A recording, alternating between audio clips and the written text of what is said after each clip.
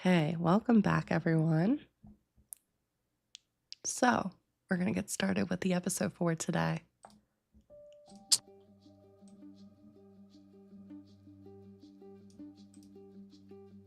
We begin today's episode several weeks back in the wraith and ravaged town of Vanya.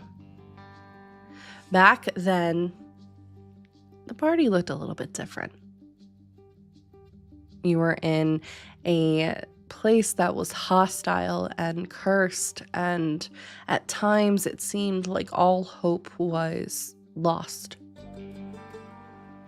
And in this moment, something awakens that isn't the darkness, which isn't inherently evil,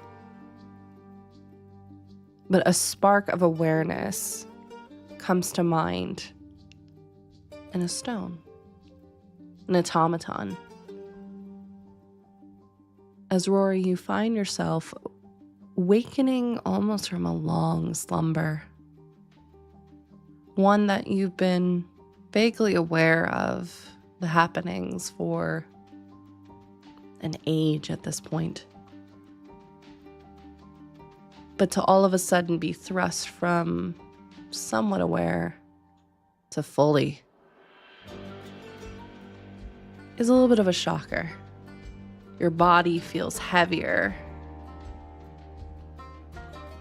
stronger still, but more rigid than you remember.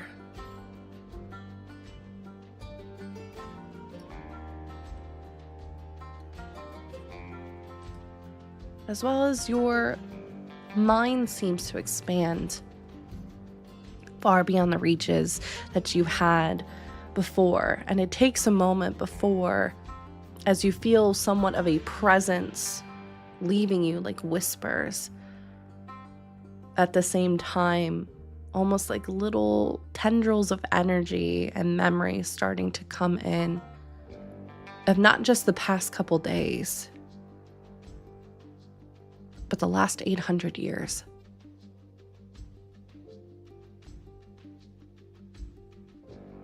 You're both aware and not aware of the people you are traveling with. They are friends, they are associates, they are our teammates, family. All of those questions hang in the air as Rory and Blackstone, what are some thoughts that are entering your mind at this time?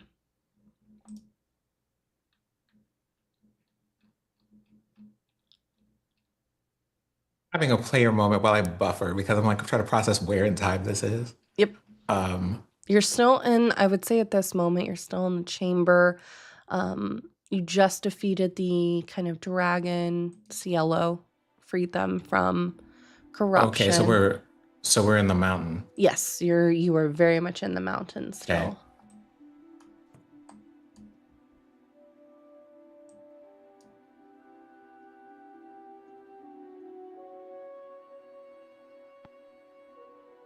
Well, a curious thing.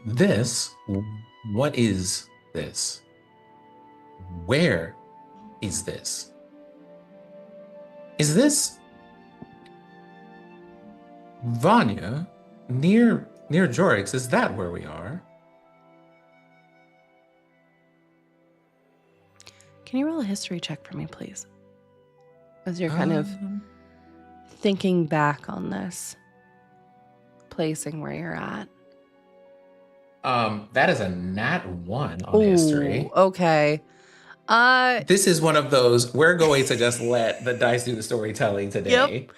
Yep. You as you're trying to like collect yourself, you sense and both hear and see a small spark as like some of those.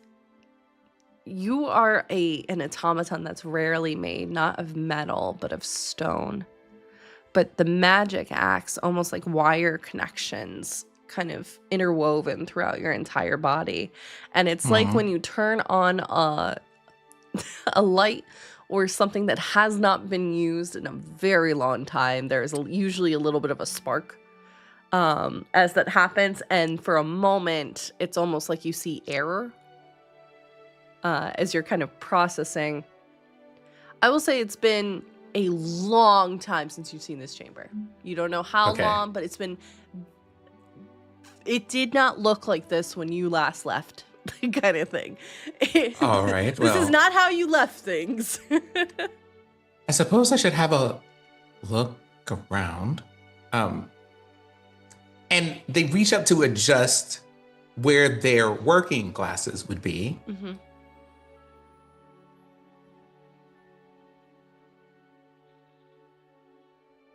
What is this?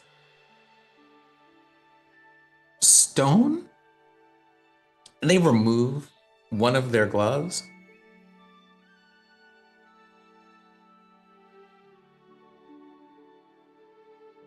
Okay, so I'm stone, but not petrified. Well, isn't this unusual?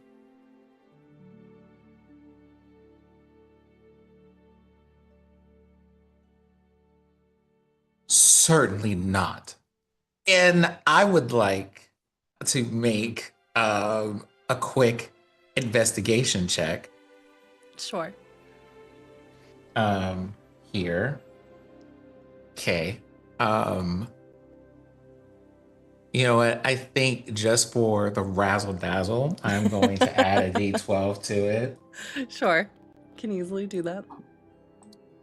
And that was a maximum roll. So that investigation is a 28. Okay. What are you looking for? Just closing I want to try to look at this and see if I can remember what my handiwork looks like and see if this bears the same markers, because every maker has their kind of signature in the stuff that they make. I would have said you didn't have to roll. I think that's something that you were someone that lived with their work, and you've been in Blackstone's body before. Granted, it was on missions and it was for especially intricate parts of the mission, I would say, like spirit recon with healing, or we're trying to get some information and stuff. So you are familiar. I feel like that doesn't involve a roll. You are aware of the signature, of the fact that the stone works in place. It's a very special stone that you are imbuing your magic into. I would say based upon that, I think something sparks in the distance of connection of both remembering and not remembering a small halfling boy, an Illipin, who uses an amethyst and imbues his magic in there. It's not too different from that. Your magical signature is all over this. So this is your handiwork. This is you remember this. This is coming home but it's been a while. Is it? Surely I'm not on a recon mission.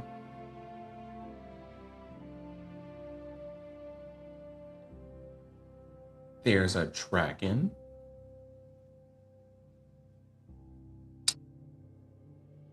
There is a human. An owl bear.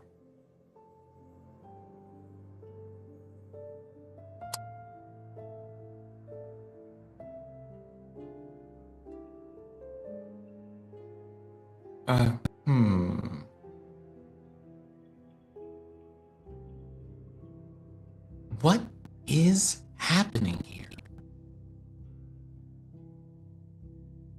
And I think at that moment there's rumbling in the distance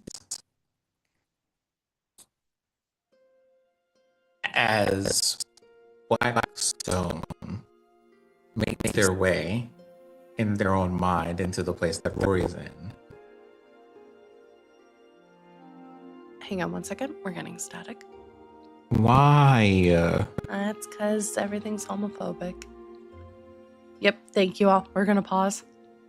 Okay, hold on. Is it me? Am I wrong? No, it's OBS has been doing this on and off for the past few weeks. Mm-hmm. So we'll pause real quick. It's actually just in. Oh, that's weird. It's usually everything. That's homophobic, honestly.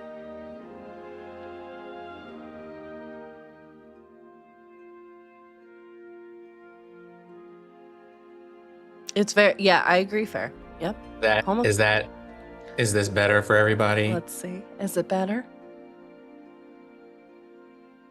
Are we okay? Yes. Okay, we're fantastic. good. Thank you. Shout out to our mods who are incredible. Thank you so, so much. It is a thing. Okay, back, and scene. So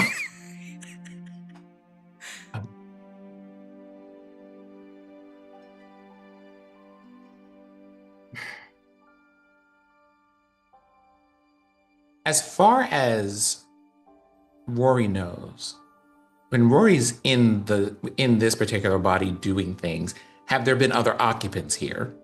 Or is normally it's just kind of like, hi, this is the body I put my soul into to go and do a couple of things and then I come back. And this is, like, I think in his mind, him being in this body would have been a thing that preceded the, creation of Blackstone to permanently live here. Sure. I think Blackstone's almost always been there, but took on more of the role that Carmen did for Blackstone, largely, of like, was that voice of like systems operating, of like 90%, like giving you those statuses. And since you were gone, Blackstone kind of went on autopilot. And that was that autopilot. Not Blackstone being the AI. And then Carmen was the security, basically, if you think about it.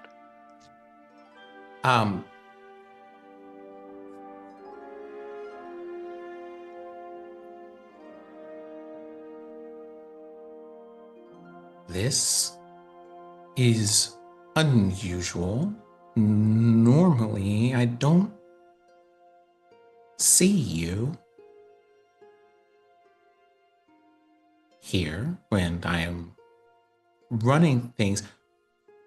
What is happening?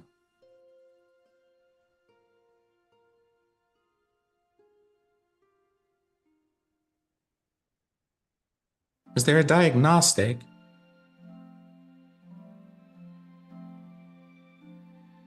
And there's a long pause for Blackstone before he goes, I think they took Carmen.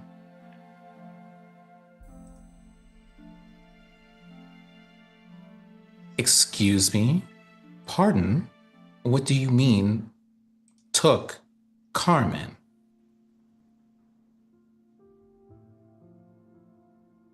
Well, they attached an item of some kind, a rhomboid shape, and they create one, an illusion of one.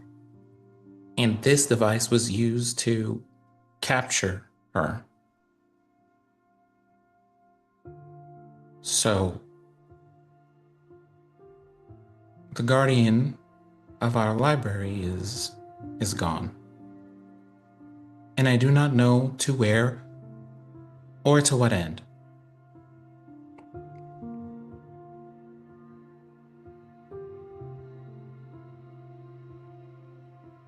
But I feel like if I'm going to find out what to do next, I need to know what she knew, or at least what she was guarding.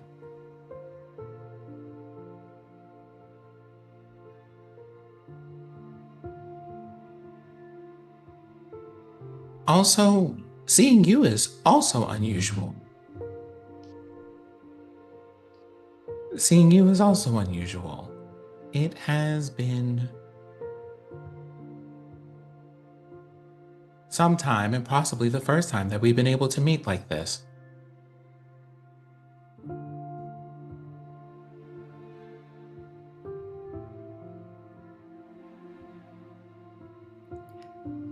Rory, do you mind rolling an insight check on yourself, I would say? An insight check on me Mm-hmm. is an 18. 18.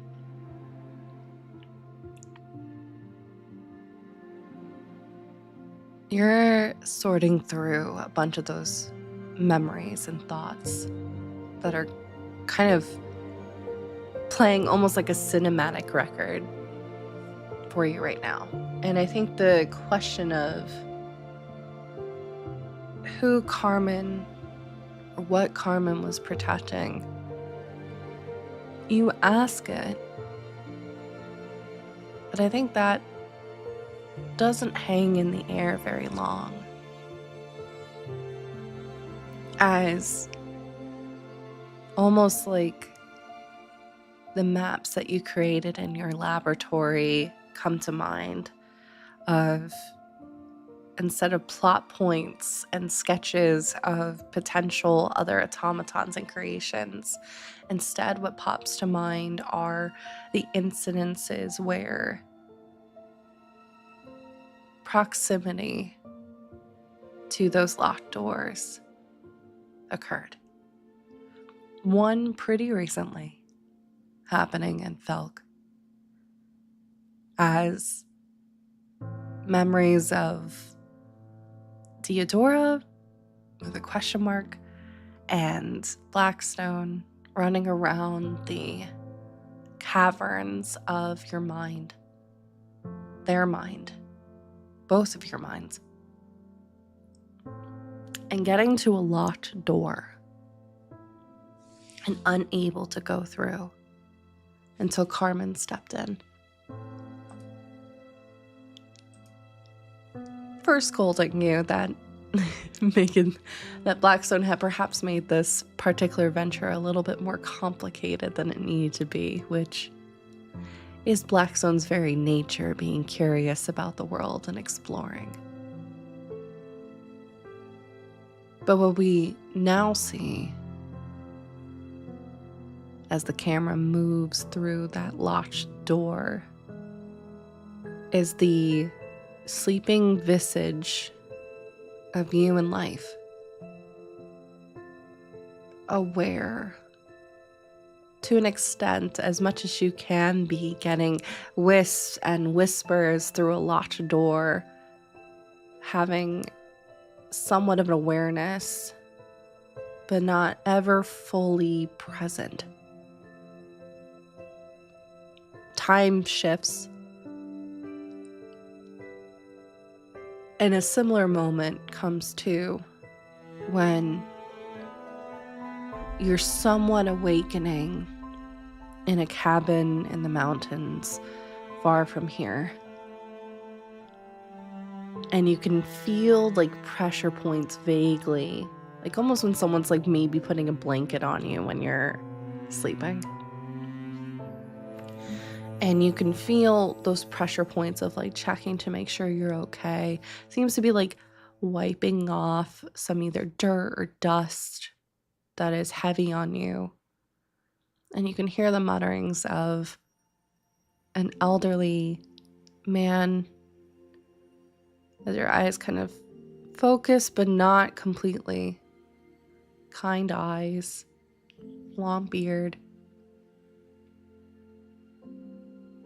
And it's a moment when you can feel Blackstone is very much there, forward facing. And you're there almost like watching things through a screen, just doing things automatically, but you're exhausted. This is a time 200 years ago when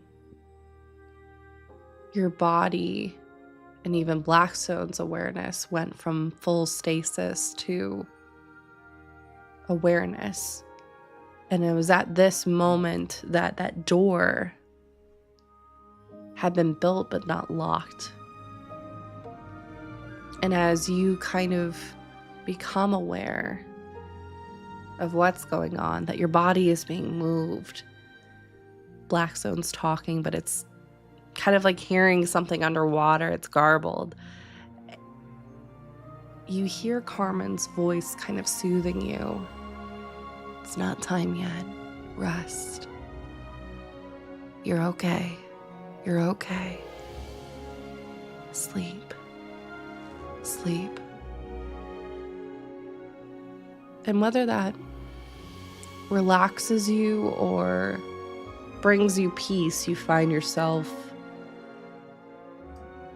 lulled back into somewhat awareness, somewhat stasis, but not before hearing that click of a key in the door as you find yourself safely locked.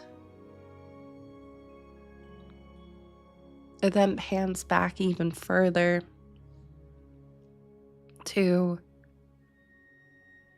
from this present moment,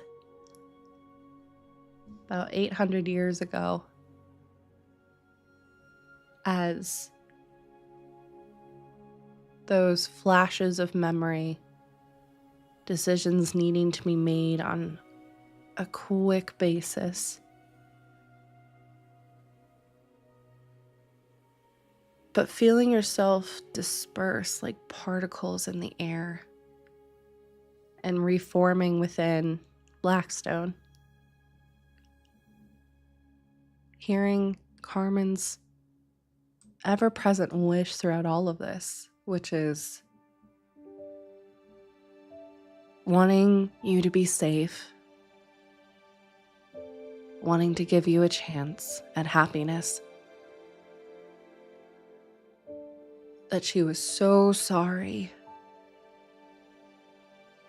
for all of this, and that the best chance going forward, not just for you, not just for Felk, but for the rest of the world as well,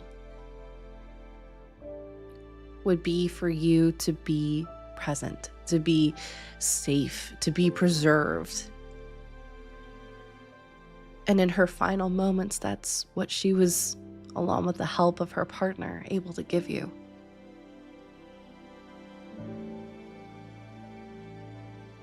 You and her were very close out of the siblings, the four of you. The two eldest, the two much younger. Always, she was always expected to be the head of Felk. So the mantle of responsibility fell heavy on her shoulders.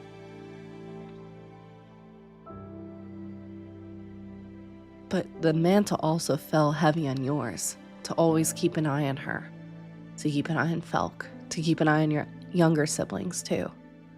That thread that interweaves all aspects of the family together. And in those moments, those threads are still there, but it's like they're worn away. They seem almost foreign to you. And in some aspects, the group that you're now traveling with feel a little bit closer to some of those ties. Maybe. I'll leave that up to you to decide. But all of that kind of clicks as you're doing your systems checks, doing your analysis. You can tell that your body of Blackstone has been injured, for sure. Spirit of Blackstone, which is in essence... Let me ask this to you. When you created Blackstone, the idea was to offer spirit healing and allow for better assistance when it came to recon. But what else was he made for? What part of you did you imbue yourself into Blackstone? Was it hope? Was it fear? What emotion was most beyond just curiosity? Because the spirit of curiosity is present with everybody. What other emotion would you tie to him?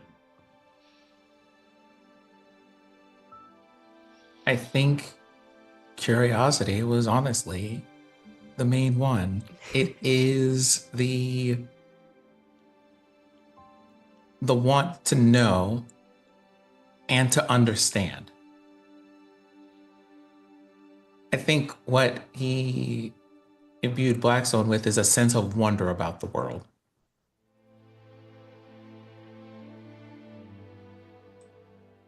To find the magic in observing even the most mundane thing.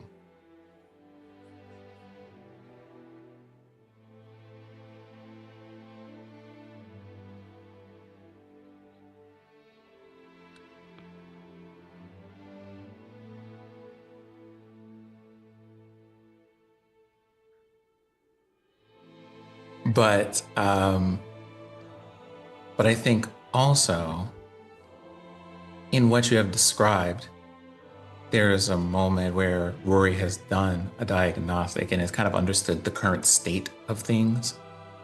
Some of the diagnostics mention how much time has passed. An audit log of entry is about all the things that have happened.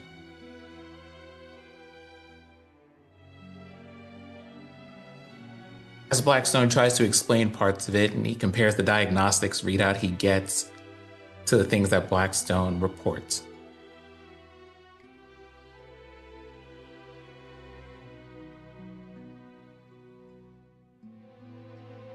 I suppose I have several questions, but I do have one major one right now. Unfortunately, you were made for scouting. Partly because, well, I am a scientist and this is the kind of thing that we do. But also because we were a nation on the precipice of war. And so, people needed to do recon and other types of automatons were required and built and tested and all manner of things. Blackstone, there's a lot of things that tell me what has happened and how long it has happened. But I have yet to see anything that explains why. Blackstone, can you explain to me what happened, and more importantly, why these diagnostics read as they read? Where was I for that time? Why was I placed there?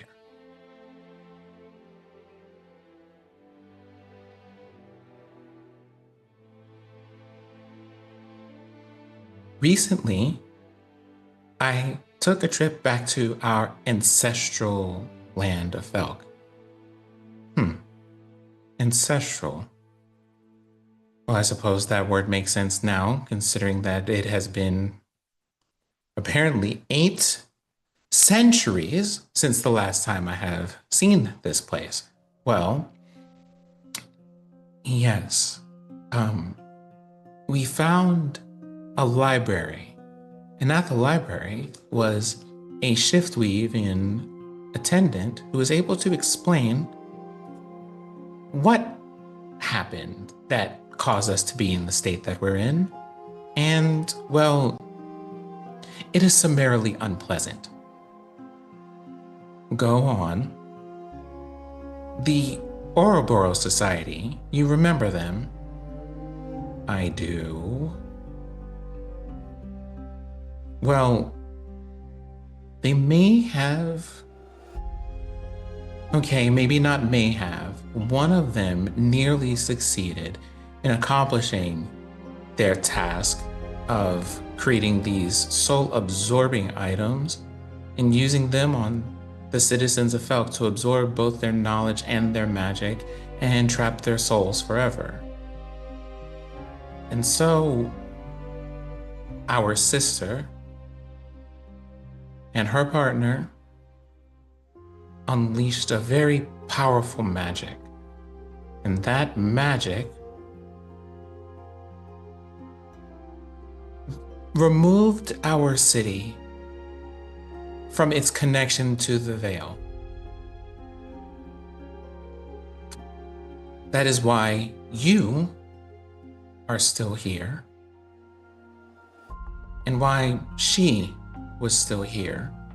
She used her remaining strength to place both of your souls here and preserve them. Because, well, otherwise, you would never be able to leave Felk's borders.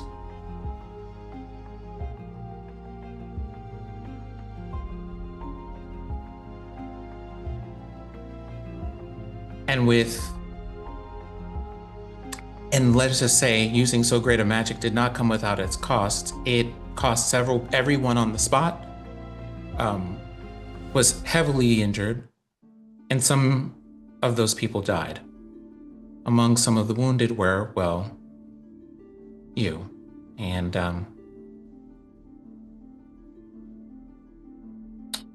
that was a cost she was not willing to accept, and so this happened instead.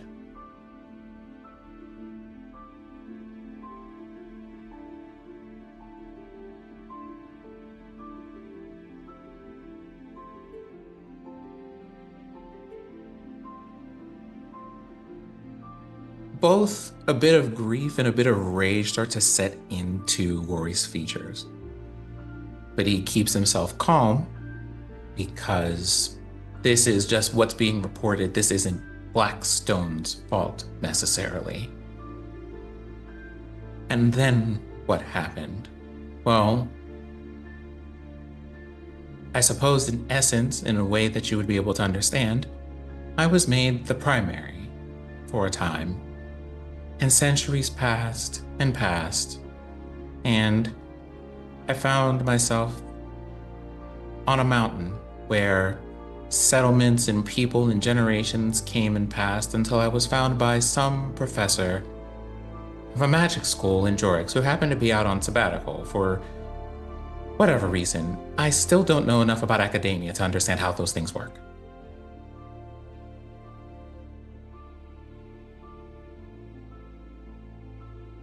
That was, I suppose, 50 years ago, but I was on the mountain for 200 years prior to that.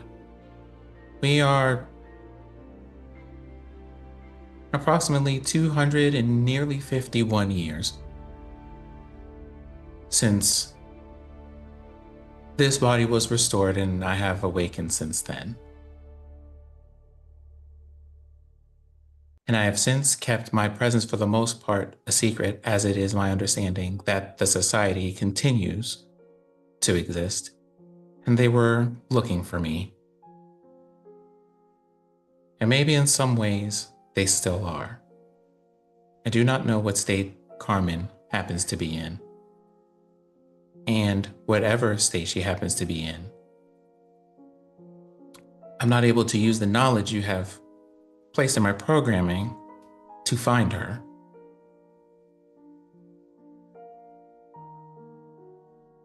I suppose somewhat similar to what it is like when you try to contact Felk. Although, I would imagine you don't know what that's like, so allow me to explain it this way. There is a bubble that protects the place from divination of all sorts and things. So, whether by spirit magic or by arcane magic or any of those means, if you try to reach things within the city,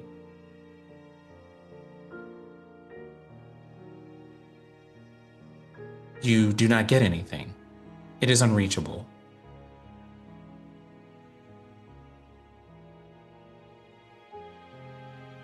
But I am here now because, well, Carmen was guarding a library of knowledge. She was very cautious about me finding out what was in the library because of what it might attract if I started learning things and applying any of them. And I suppose, given our situation, I think we're beyond the need for being subtle about these things.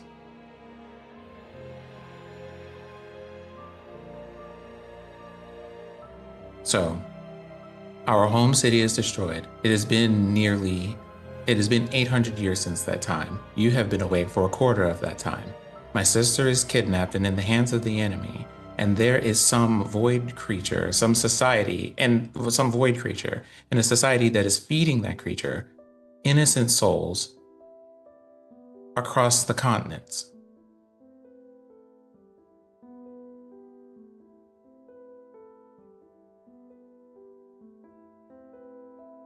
Has anything good happened in the world?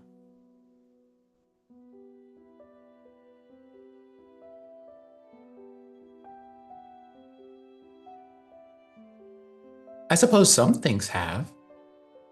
I have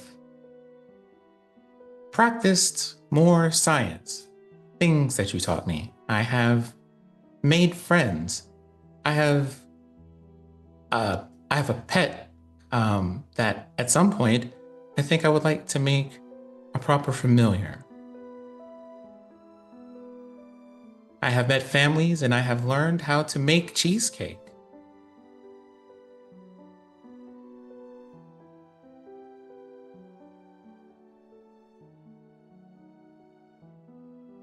And I suppose while the society continues to enact some of its many horrors, we have found things to enjoy. I have learned to hunt and people to care about. I have learned to do things that I am not sure you programmed me for, but they are enjoyable.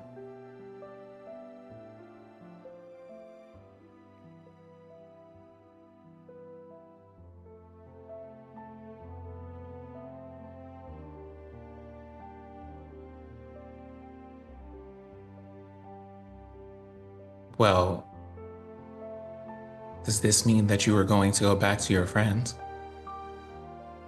I don't think I'm ready to yet. As I mentioned, there was something that Carmen was guarding me from knowing. And I think at this moment, it might be best that I take the time to know. Also, for what it's worth, some of them have some of those memories, I believe, have some additional knowledge on your applications of spirit magic. And, well, I think it might be useful to learn that.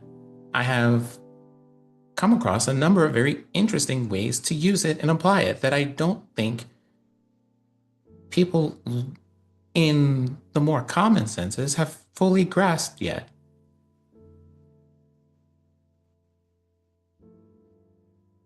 I don't know if this is an appropriate thing to say, but I'm a very interesting kind of creature.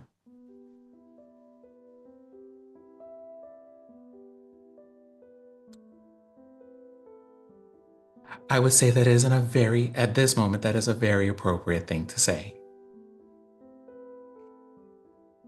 And for what it's worth, you're welcome.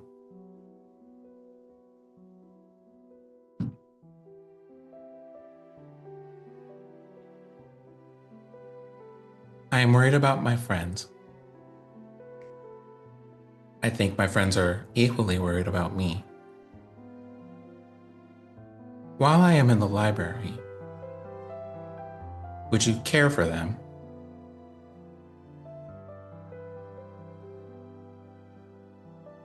If you get the time, although I cannot be there, I think Corbin may be able to forgive me this and allow you to perform the ritual in my stead. Maybe. Please make him a familiar. He was the first gift I ever got from a friend, and it was to learn how to care for living things and maybe make more friends. Ultimately, it seems to have worked out very well.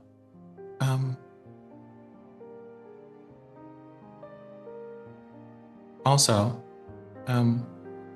about the people that we have. They have people that they care very deeply for. I think it is important to remind them that they are not as far as they think they are. Some of them don't know how spirit magic works and don't know how easy it is to connect from one soul to another sometimes. It's lamentable that you didn't write a book about this. I think that probably would have helped.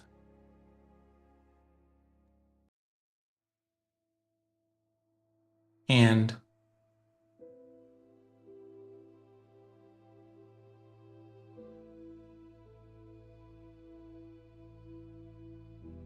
they all have such interesting personalities and such vibrant lives.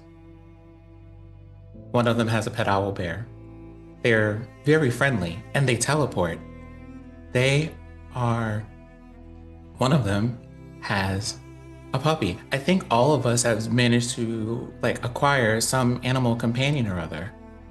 Fascinating.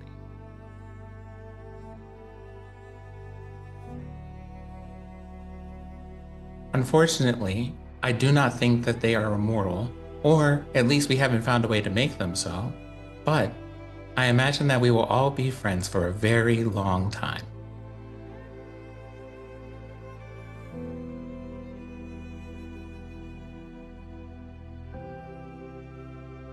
Well,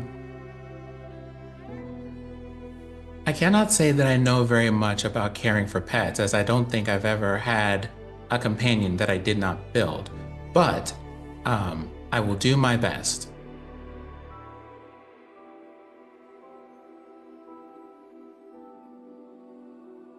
Are there other things I should know? Well, there are some interesting things I've managed to do in the time that you have been away. So if you ever happen to find yourself in a couple of particular cities, like Jorix, you may find that people are familiar with my form.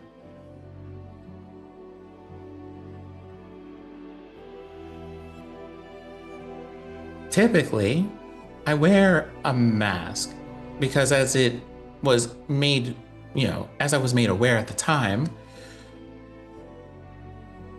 enemies were looking for me as I was a bit of an anomaly.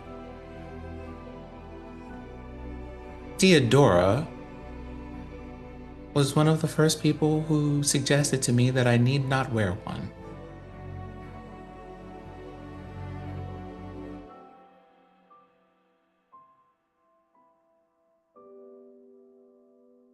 I hope my research will not take me long.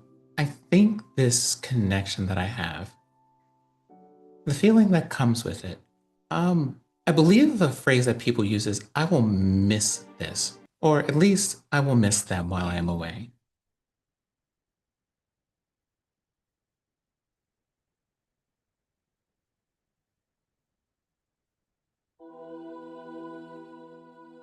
Oh, I think you know enough about the base mechanics for how this body works. But because you have made it adaptable, I may or may not have also acquired some additional things. You might want to make some advanced diagnostics checks on those. Oh, well, let's have a look then.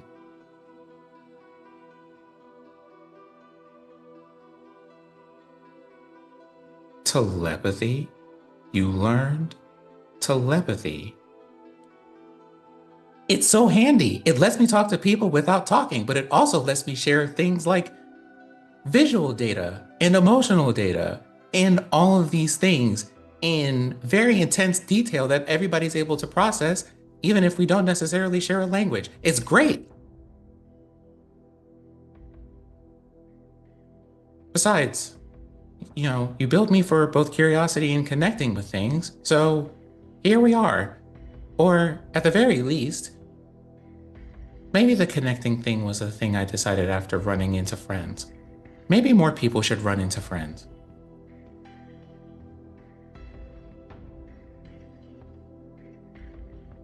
Absolutely intriguing.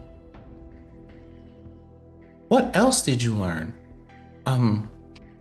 Well, I think if I try to communicate all of that at once, Time is going to get away from us, and we don't have much of it, unfortunately.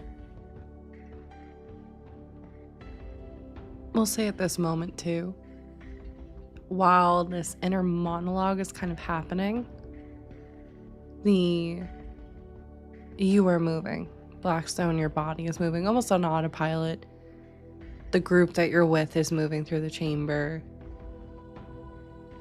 starting to head down the mountain, etc. Or, no, you teleported, feeling yourself getting teleported down. And it takes you a moment before you go, because you do vaguely remember Cielo, the dragon guardian. But you don't remember them as a dragon before. You remember them vaguely. It's like looking through a dustied photo album, but seeing a very, very pale elven, no, more of like a nymph coming straight from the Fae, and kind of plucked here and left with a purpose. There must always be a guardian watching the gate. And this is one of the many gates throughout Ampistrano where the shift weave way lines are the most vulnerable. You don't need to roll to remember that. You have a base, not as much knowledge as Deodora does, but you do have a base knowledge. Your expertise is more in spirit. But you do understand that shiftweave and spirit act very similarly. And where this is where the main way line for the shiftweave is for the southeast portion of Ampistrano. The spirit way line for you, the closest one is in Jorix. And that's, as Blackstone has just mentioned, seems to be where you're heading next. That will allow for the familiar ceremony, as Blackstone is also requested for you to do, for that to even be a possibility. But all of those thoughts are kind of coming through your head vaguely as you're kind of on this autopilot, answering and responding to the party for sure whenever, you know, Theodora seems to check in, or the other party members for sure. But not fully present. More present than you have been, though.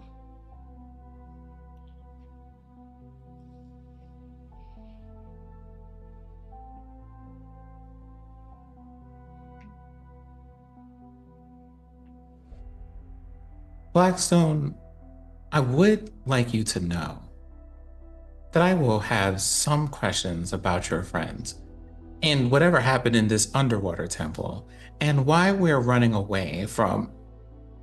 Excuse me, is that an aboleth that we see upon the waters?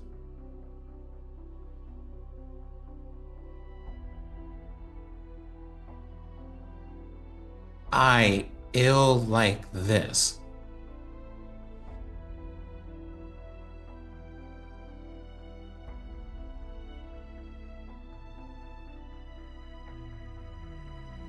Huh.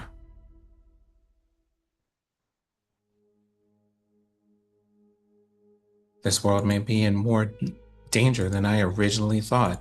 I don't think there was any way to conceive of the extent of this. What has happened around here? I feel like if I ask everybody to explain this to me, they are going to look at me as if I have been asleep for the last several months. I don't know if that's wise. Why don't you roll an investigation check? And you can add your spirit bonus to this.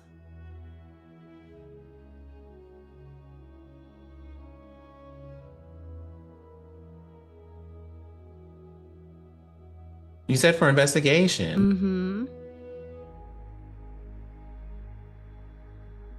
Okay, I threw an inspiration die in there because this stuff is important. So that's a total of 26. 26. Wow. Okay. All right. As you're kind of walking through the dirtied and wrecked streets of Vanya, it's like walking through history. As you're slowly watching it almost remake itself, your connection to spirit flowing out of you. And as you're walking, it's a similar sensation you realize to what Blackstone experienced when Lassen Felk. There's an alarming sensation when you realize that you are walking the path and you're not alone.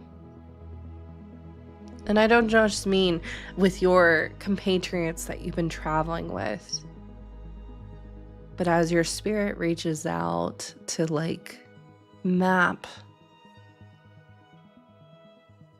what happened here, the life of not only the city, but its people, you feel all of a sudden everyone's eyes on you. You're walking through a graveyard of unrested souls. Similar to Felk, but cursed in a different way if you think about it. They're both cursed. Both of them unable to move on. One because of safety precautions that were set in place and perhaps secrets that need to be kept. But you have to imagine that Vanya is one of many cities that weren't saved, didn't have the awareness or the gifts in place to be able to protect itself. It seems like everything started from the temple, that temple that's buried beneath the water.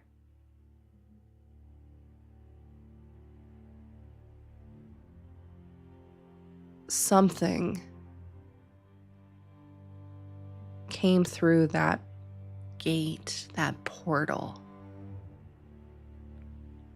There was a reason that the chambers had to be split between the lake itself and the mountain, for what was being on purpose laid to rest here at Sun Point should not ever easily fall into another's hands.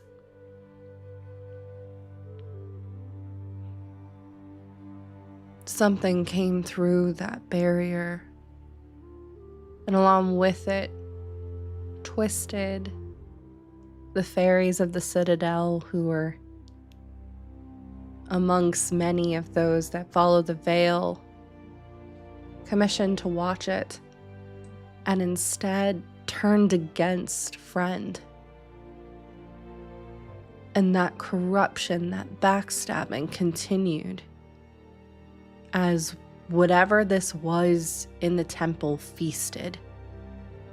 As you're getting flashes of memory of the violence from the temple spilling out over into the roads where farmers were sowing their crops and going about their days. A man is stabbed in the back with a knife, walking home. This violence continues like the river that is so close to Vanya itself, spilling like ripple effects. And that violence continues. But from its wake is not only death, but a transformation of sorts. Simultaneously, there are two booms of crescendo and noise. One from the mountain, which you can see at this moment is starting to erupt. and you get a flash of memory. Cielo has triggered the volcano, and ash is raining down on the village. Panic. Because there's now not only who or where can we run to, but who are we potentially safe with as well. Those questions hanging in the air, unsure, untested. And it's at this moment, too, there's a loud noise from the temple. And it's like a ripple, spans outwards. As you see a lone shift-weaving warrior, a druid, in their final moments. And you can hear their final thoughts like a prayer on the wind.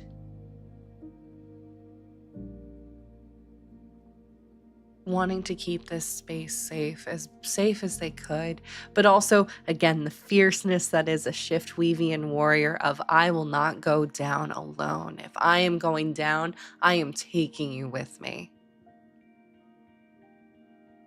And from that, as ash falls on a city with so many hopes and dreams now being transformed into curses and anger and hatred, from that, a large wave rises, cresting almost as high as the mountain itself, before dropping, breaking. And as the lava pours down from the mountain, meeting those waters, you see rises of steam and ash all blending together. In a city that should have never been forgotten, much like Felk was forgotten, buried. But those in life that often are left with regrets, especially in their final moments, find themselves cursed beyond, unable to move on, and unable to reflect and process all of those emotions. Instead, it rotted away at their very souls. Whereas in Felk, it was preserved. Most of Felk has no idea of what befell them. Died so instantaneously they didn't even feel it. But here, those individuals felt everything, felt every betrayal, every loss. And that festered. Eventually, as time does, the city became unburied, but was a living graveyard of life and loss.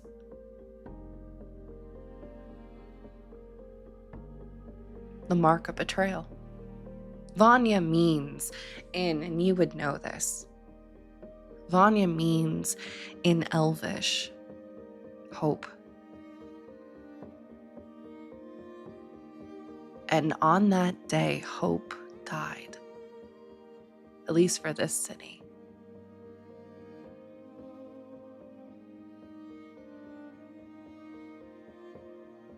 And those individuals are still cursed, unable to move on.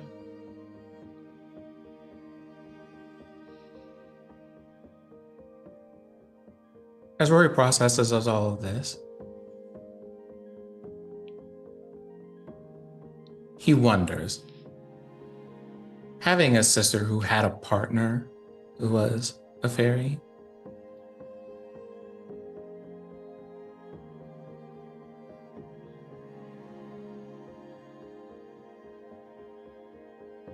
either the veil is now or has been in grave danger for some time.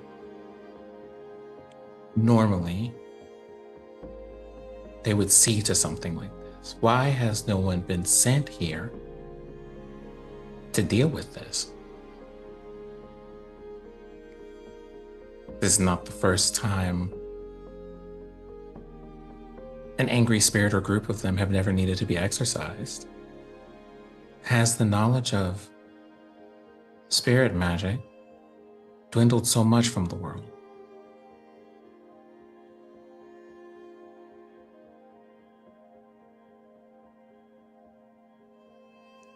And I would say from that check as well, similar to Felk, but also not. Felk has been disconnected from the veil, but the veil is still nearby. That's what allows for the land to still flourish. This is like cutting the cord completely. The dirt, dry, sand. Crops, unless something changes drastically, will never grow. Is that what it means to be cursed? To never grow? To be locked in those emotions completely, of regret and anger?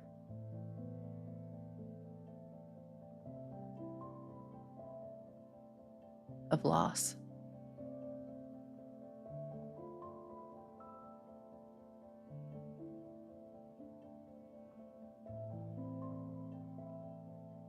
I think passively, Rory wonders how long the city of Vani has been like this. I think with your spirit check, if you want that answer, you'll find that it has been like this almost as long as you have, along with Blackstone, been in your current state. Almost 800 years. Not long. It definitely didn't fall before Felk did. But considering the state of things, it didn't last long. Likely what happened, Felk was the first target in the west, Vanya in the east.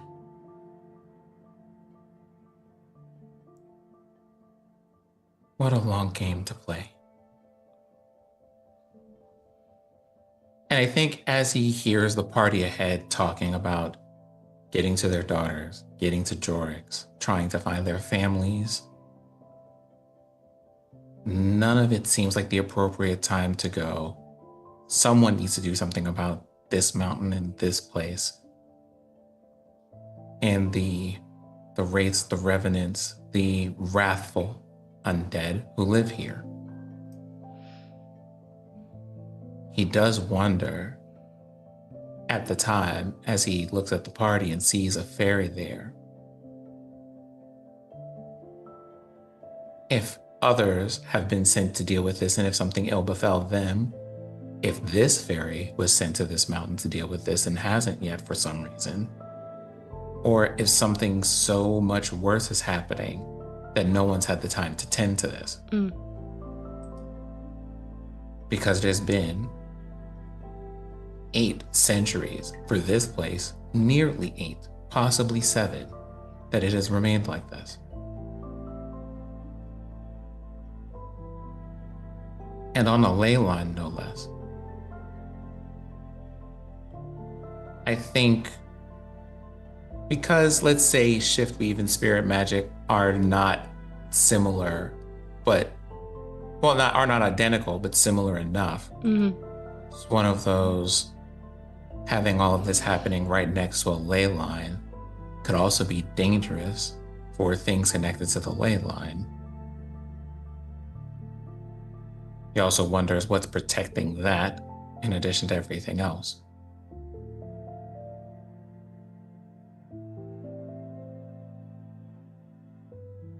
Your friends are going to need a lot of protecting, Blackstone.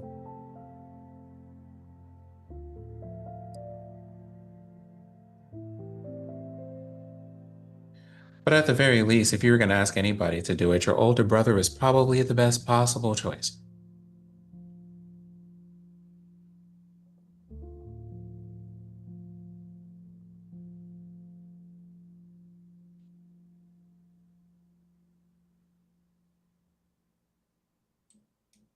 And I think those are most of his final thoughts. Except for taking a moment to, while they're in transit to Jorix, to do the ritual here. So, Sure. and I have to have you do a cameo real quick. As they pull out a somewhat sleepy mouse out of their hood. Somewhat sleepy, exhausted. If you recall, the effects of Vanya were impacting everyone to the point that you can see over the next couple of days, Theodora starting to come to herself a little bit more. Had been a little bit, and it's understandable, a little bit on edge. Almost obsessive, though, about getting to the mountain. And it feels like as distance is gained, as you're riding the Misty Haven to Jorix over the next couple of days, the next week, next 2 weeks, those thoughts that you have in regards to Vanya are still there, but they don't feel as oppressive. It's not necessarily out of sight, out of mind, but more of like, I'm going to put a bookmark in that and come back to it. As you can see that there's not only just changes within the landscape around, as you see after a day's travel away from Vanya, the landscape changing back towards more of a well-worn forest and lively fields, almost like flipping the page of a book. It's just a completely different story. But you also see from that, the group, there's chatter about, once you get to the city, of what's going to happen next, with several noting that this is a bit more than they had bargained for. And while they're happy that everyone's safe, once they get to the city, things may change. And it's not that they're not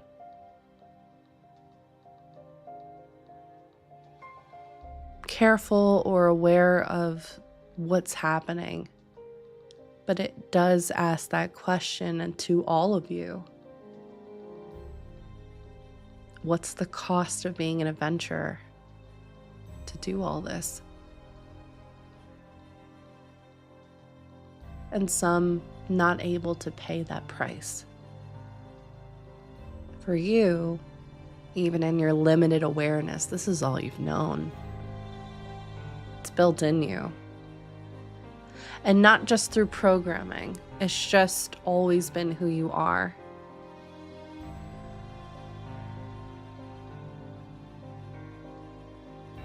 I think more than that, for Rory, it's been 800 years.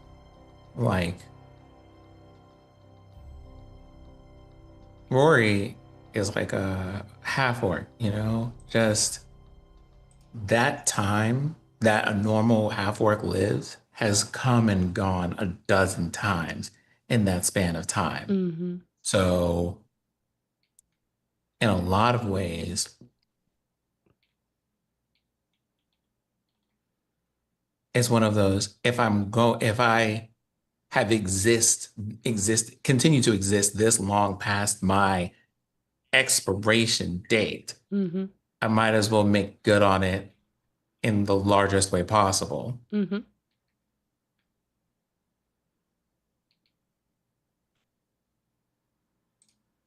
Especially if time itself hasn't seen fit to collect me yet, so we're here.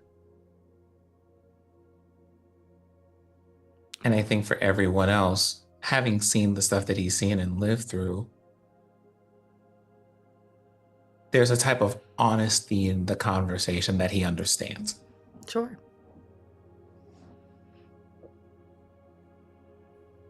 And we'll say at that moment,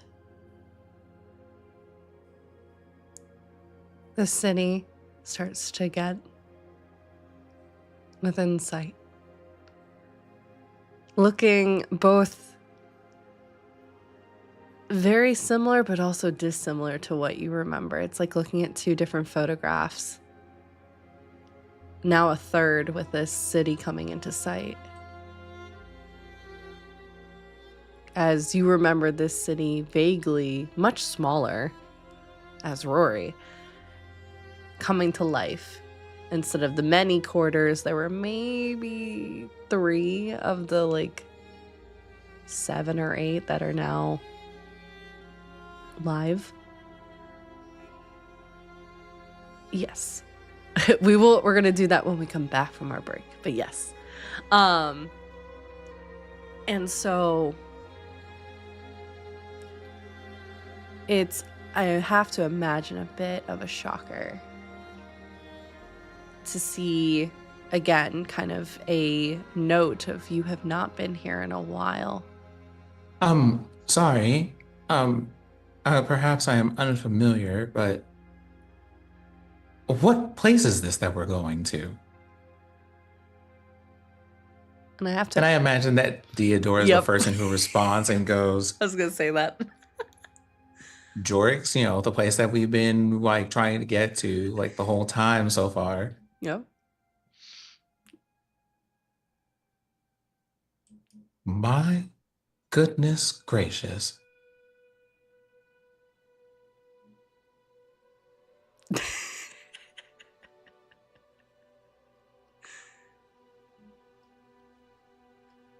Sorry. I love you, Fair. I just love you and I both keyed into it's probably Deodora saying this, but yes. Mm-hmm.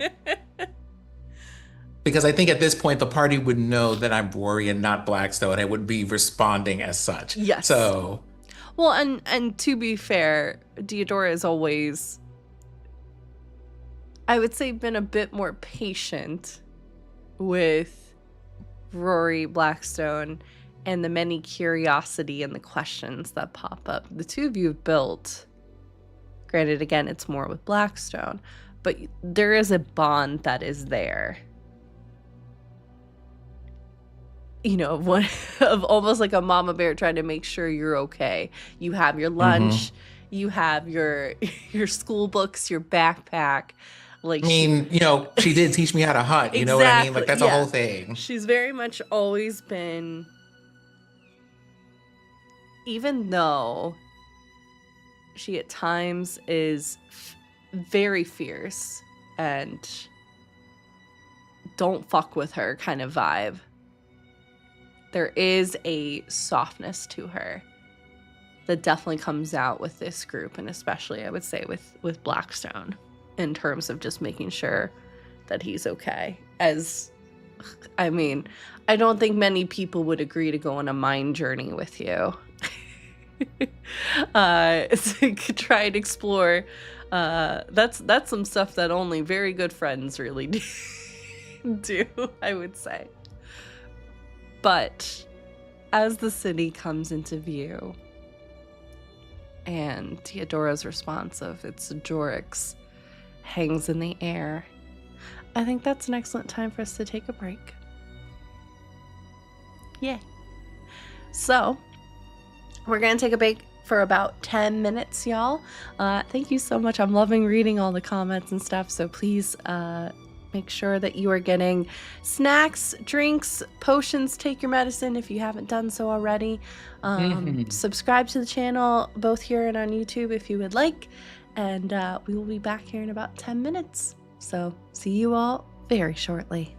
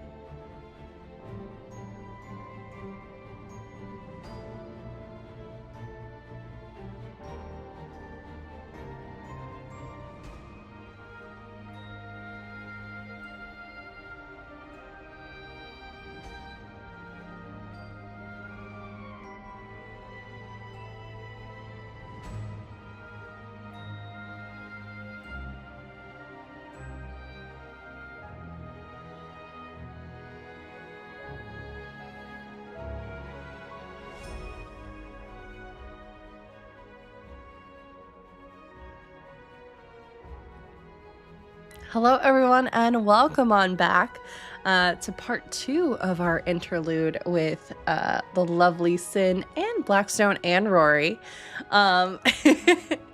We are about to dive back in. I hope you are able to get your potions, any drinks, water, snacks, all that fun stuff. Make sure you're hydrating and taking care of yourself. Reminder, we do have content warnings for today's episode, as Ampistrano may contain intense themes and descriptions, including but not limited to death, darkness, heightened levels of stress, descriptions of injured and slain individuals, ghosts, spirits, monstrous creatures, hallucinations, visions, possession, existential crises, complex and complicated relationships, missing and kidnapped people, grief, regret, and romance. Please stay safe as you travel beyond the veil and prioritize your well-being. Now, where we're picking up, if you're just joining us, Blackstone and Rory and the crew, we basically went back a few weeks, back to the town of Vanya, shortly after Carmen had been basically ripped out of Blackstone's body and taken by the society.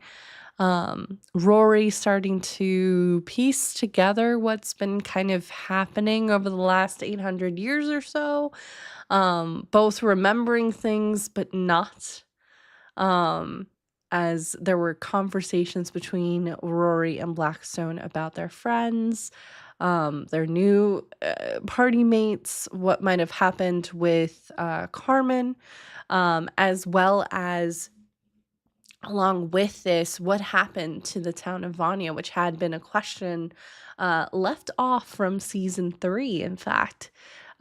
Using some of their spiritual connection, Rory was able to kind of basically piece together all of this and realize that what happened in Vanya is not too dissimilar to what happened in Felk, but also had some very key differences with people being able to assist in time. The group traveled on the Misty Haven on basically this kind of riverboat down the river to eventually arrive at the city of Jorix. And that is where we pick up for you, Sid. So I would imagine at this point in the day, it's right around, I would say, the early afternoon, possibly getting into the evening. So probably around like 3 or 4 o'clock, give or take. So, and you can see that you are where the Misty Haven is kind of being directed isn't the main port. There's a whole port section that Blackstone vaguely remembers, the docks. You're kind of being taken in on a kind of small, there's only like 2 or 3 other boats present, pier where there's what appears to be some kind of like regular fishing boat. You can see one that has the symbol of the temples on there, which is typically like if anyone's super sick and they're doing if like magic is not able to be used, if they need to move someone elsewhere, this would be how. As this is a boat that also services the farms as well, because not everyone has the magical means or the funds as well, because everything is a bit pricey in Jorix as well. And you can also see that there is a boat that is discreet, but I will say your passive perception would connect that this boat, while discreet, is often used to kind of smuggle either high-paying merchants or high-paying nobility officials in and out basically people who don't want to be seen. Yeah, in and out of Jorix without doing the regular fanfare of going to the docks, basically. Of, hey, they got to go in the middle of the night and they don't want anyone to know, and they don't want to leave a magical signature behind.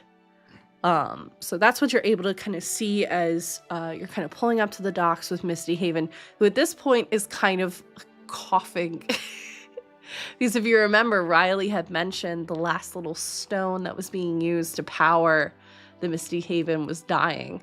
And so it's kind of making that like as it's sputtering into the port itself, into the pier. And you can see there's a couple of Crown's Guard that are kind of just watching this thing as it just kind of not sinks, but just kind of like stalls. But luckily there was enough forward motion that you just kind of float into the piers and slowly stop. I think Rory at this moment is holding a piece of rope. In a knot, there is a black marking on it. I know what this means. I do not know why I know what this means.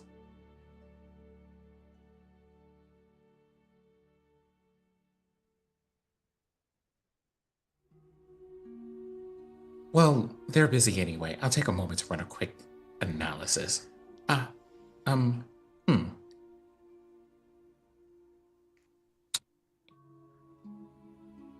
Nautical knots?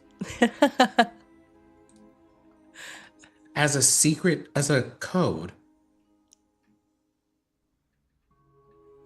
Blackstone, why did you learn this? Imagine that's been the like number one question for the last like week is just, why did you learn this?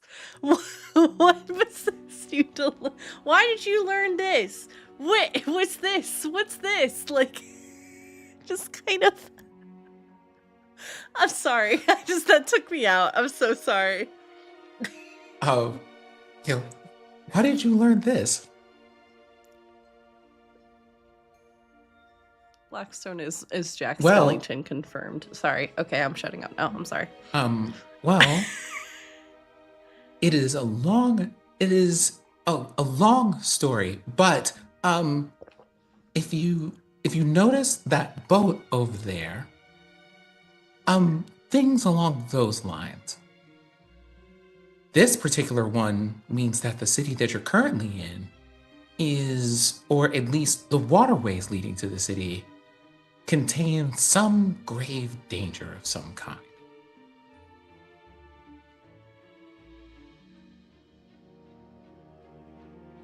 Oh, I see. Do we know what the grave danger is? Well, that depends on whether or not they put bird feathers, rocks, or seashells.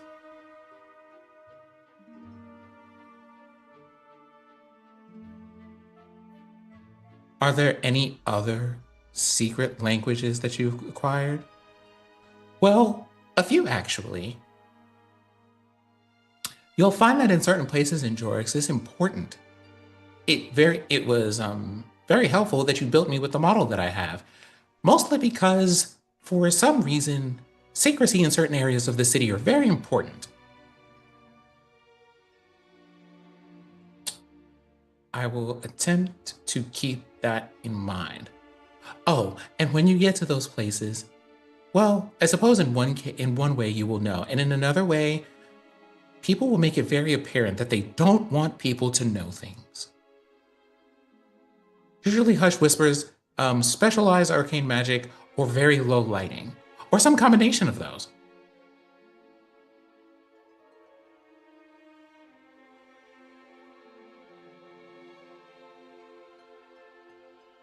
Well, I suppose let's see what 800 years has brought this city.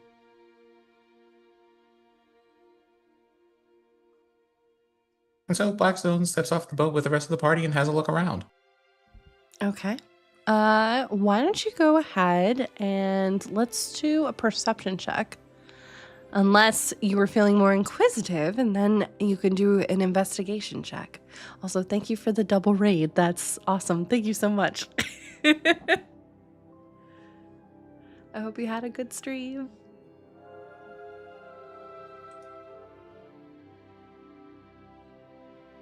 So you said perception or investigation?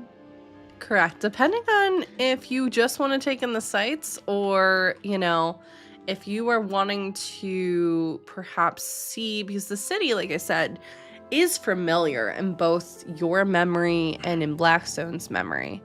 it's just very changed, right? You're basically comparing present day Jorix to a photo of Jorix 50-ish years ago So I to think I 800 would years ago. go. I think I would go the route of investigation, mostly because Rory's an academic. Like that's what he would do. So investigation it is. That is a 21 on investigation. Okay. So with this, you can tell that this city has definitely been through it, but has also learned in its time and its growth over the past 800 years. It is expansive. There is a massive wall that goes around the entire city itself, which you can see as you're kind of looking up. There are Crownsguard that are milling about, keeping an eye on top of the wall, ever watchful. You can see that the fields around Jorix themselves, there's like the city has bustled so much that there you couldn't fit everything in the city, so it exploded outwards.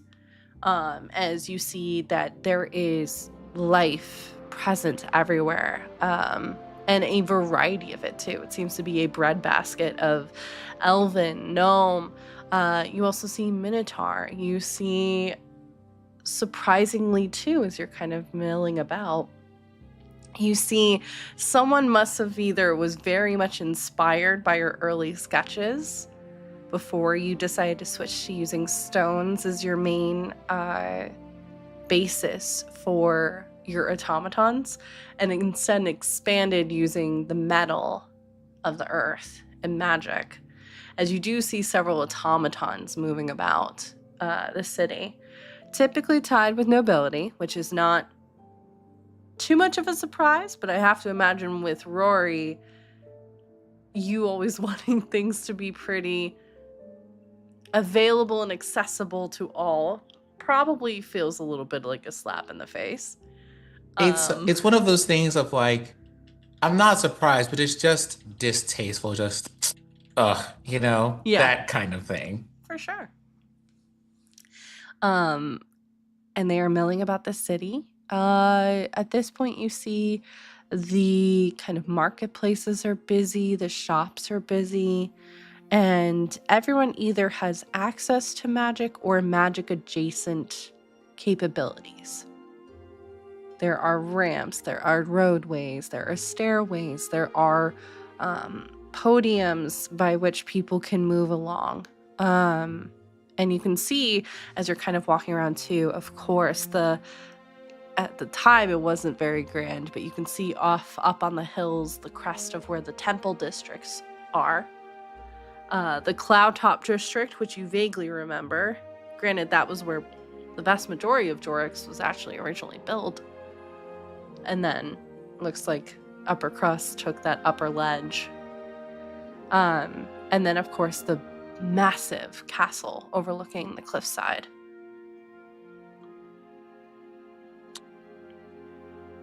Okay, system. I guess it's time for an update, so what information did Blackstone collect about this city? Community wizards, a magic institution, stratified areas of the city because, for whatever reason, these people seem to enjoy not living near quote-unquote poor people, none of which would be poor if they would just share things. This is unnecessary. Look at the amount of land that they're sitting on. The sea and all of its bounty and the land and all of its bounty. And they can't think of a single way for two people to just have an equal amount of things, or just the things that they need in general. Y'all have had 800 years to figure this out, and this is what you did with that time. Well, at least some of it looks nice, I guess. Living for this. Yes, 800 years, and while growth has definitely happened, probably not in the areas that it actually really needed to happen. Oh boy. Well, I guess it's good to know that there are some places to visit. Maybe I'll take a small afternoon walk. And you see at this point, I think the vast majority of your group is kind of at this point splintering off, with 3 of the individuals kind of hugging Deodora, hugging you, and wishing you well as they depart. Now that you're all safe. There's a low level combination of both panic and sadness. Not anxiety, Sure. but the feeling that anyone has when they have to tell their loved ones bad news. And being like, for Rory, Blackstone's in the library, this is a bad time to tell them. But this is also the kind of information that there's never a good time to tell. Mm-hmm.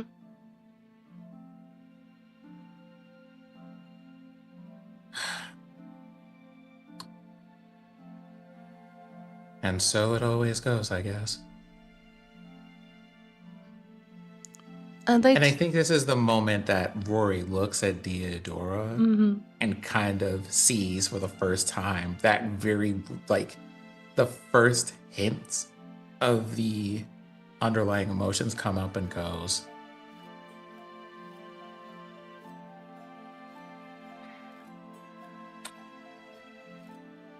oh, this is going to be quite difficult.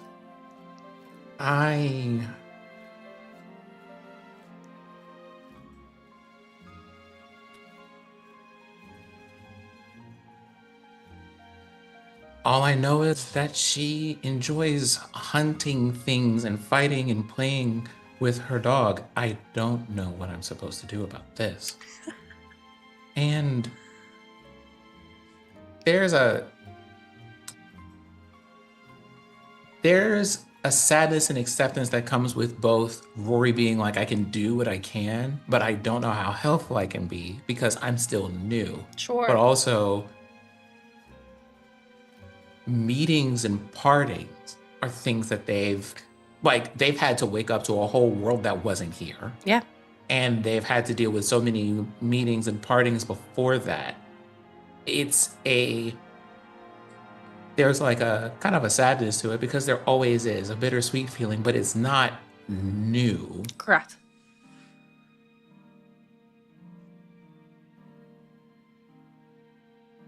And I think for Rory, that makes it kind of hard for him to know what to do or how to be helpful when he sees that Deodora is the only person who hasn't left yet. I think... And there's a... Oh, go on. There's a part of him that thinks,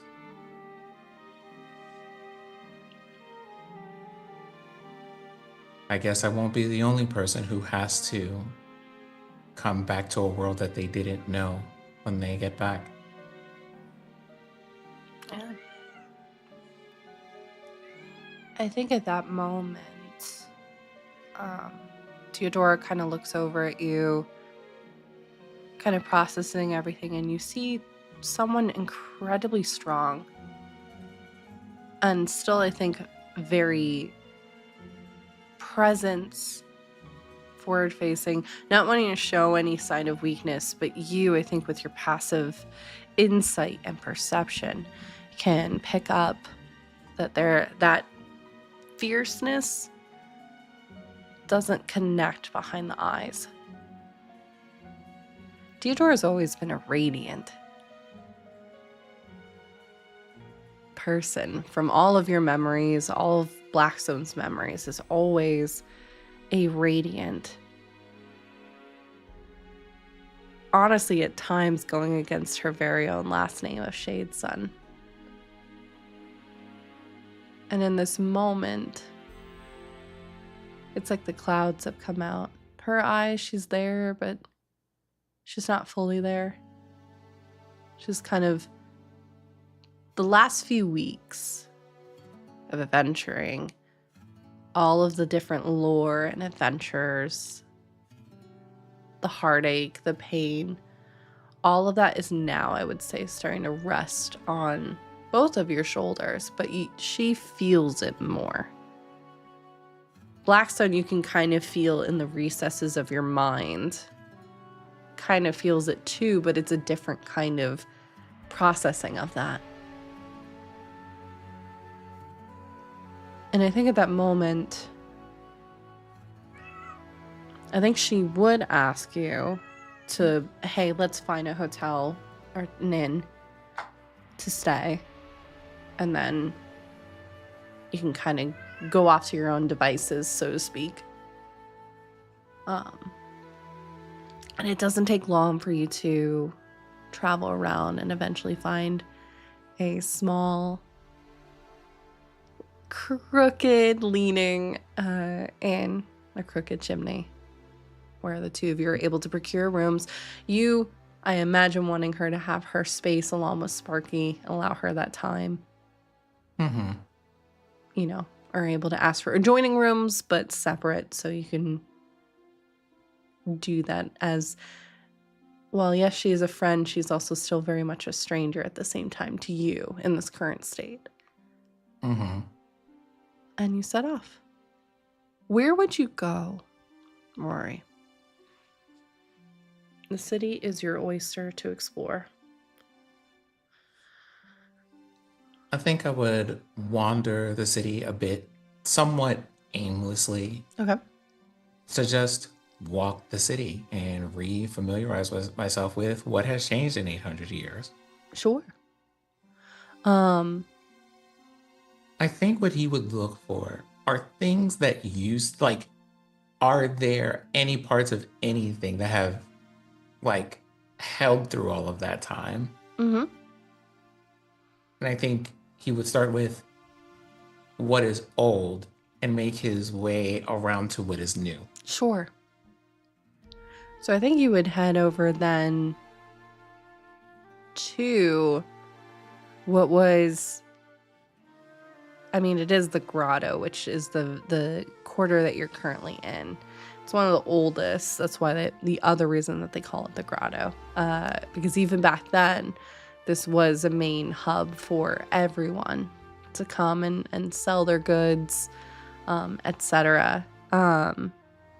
As you head in that direction and are kind of wandering around the streets, which at this moment are busy as people are starting to clean up their stalls and head back home. The taverns are starting to become more lively as the sun is starting to set and the moon is starting to rise, especially since it's fall, so it's darker earlier. As you're walking around, I have to imagine, are always acutely aware of your surroundings in some retrospect. And as you're walking, about a block behind you, moving slowly, you hear like the patter of bare feet against cobblestone. Seemingly they've been shadowing you now for, I would say, the better part of a block. Trying to be quiet, trying to be discreet, but failing miserably.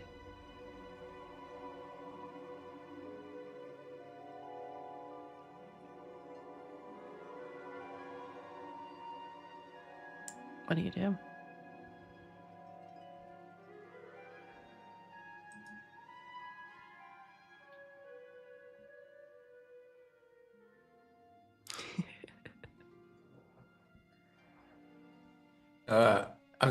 I was just taking a moment to look at things. Mm-hmm. So you said they're how far behind me? About a block back.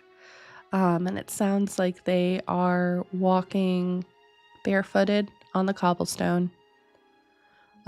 Based off of your passive, short in stature, moving around clumsily,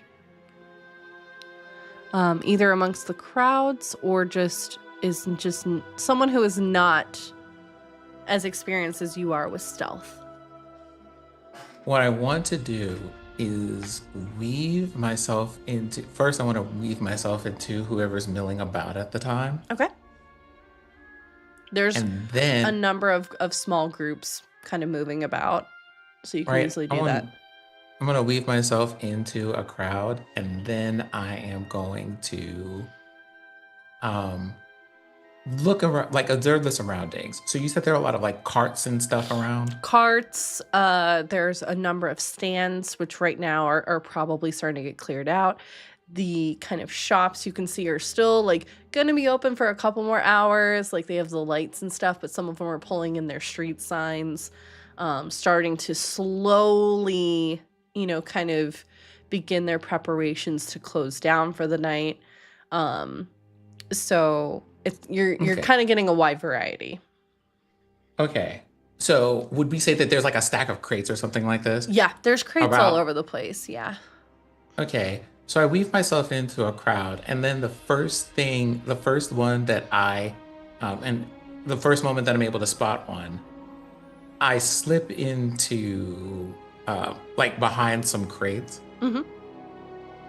and then I use minor illusion Okay. to put some crates in directly in front of me that I can see through. Okay. And then I look in the direction I see this person following me from. Okay.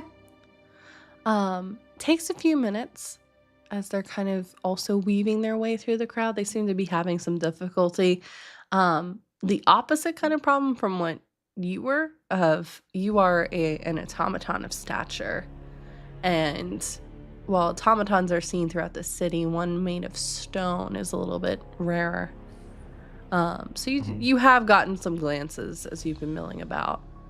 And would they be able to see that I'm an automaton under all my clothes? no, but I think it's more so in the sense of your movement. Okay. I would say more so that. And it's only like, it's not everyone noticing right away. I would say it's more so like the keenest or the most experienced with their craft.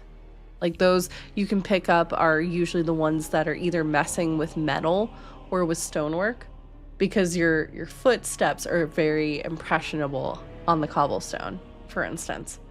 To everyone else, it just sounds like you have some fancy shoes. But there is a weight to that.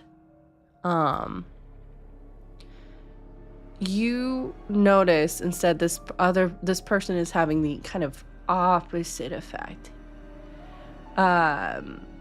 It seems that just folks are not as acutely aware. This person is small in stature, probably about 3.5 feet, give or take. Not halfling. It looks like it is actually a small little girl that's kind of haphazardly has been trying to follow you. They are what appears to be a human girl with red hair kind of pulled back into a side ponytail rather, and bangs that are kind of largely covering her face. She's covered in dirt. She is wearing a very like plain cloth kind of dress that just goes just above her knees, that is also similarly covered in dirt and grime. Her bare feet kind of plodding along the ground as she's been just kind of in as best as she can trying to keep up with you. And as she's lost sight of you, I would imagine in front of where you've kind of mystified where these boxes are, I think she's looking around kind of confused, trying to see, and you see her like putting her hands against the ground, perhaps a rogue in training or a ranger in training, trying to pick up where you might have disappeared to, but not able to. How far away would you say she is from me at the moment? Not far. I would say maybe 10 feet, give or take. Okay. What are you doing? You see she immediately pauses, looking around. And you see her eyes, bright gold. Like a shiny new coin. from a merchant's pocket. And she seems to be looking around, very confused at first where that came from, kind of thing.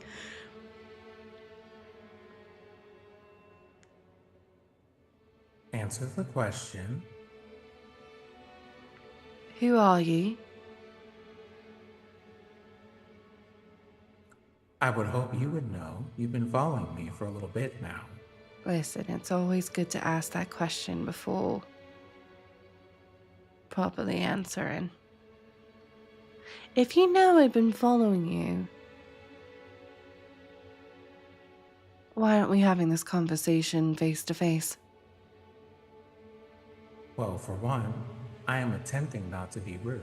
And for two, I do not know if you are a friend or an enemy. Neither. I'm here with a message that I have to deliver, and that's it.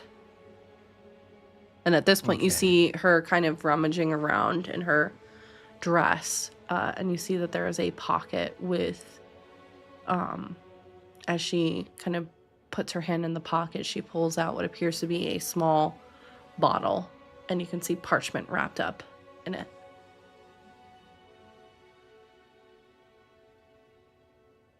I see. Do you know what the contents of the message are? I don't have a death wish, so no.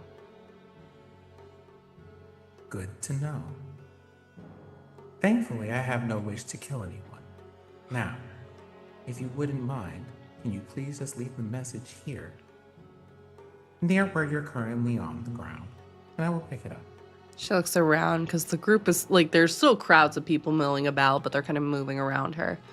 And she looks over towards a cart off to her left. And you see her kind of... That won't be necessary. Just extend your hand with the item, please. Oh. And I use, like, mage hand, but it's invisible, to pick up the bottle out of her hand and just have it float at some distance that I can see. Sure. On the very top of someone's cart where no one would think to look, and I just deposit the message there. Perfect. All right. You've got the message. My job is done. Great. And she just kind of gives this bow to wherever you might have been, kind of just in general.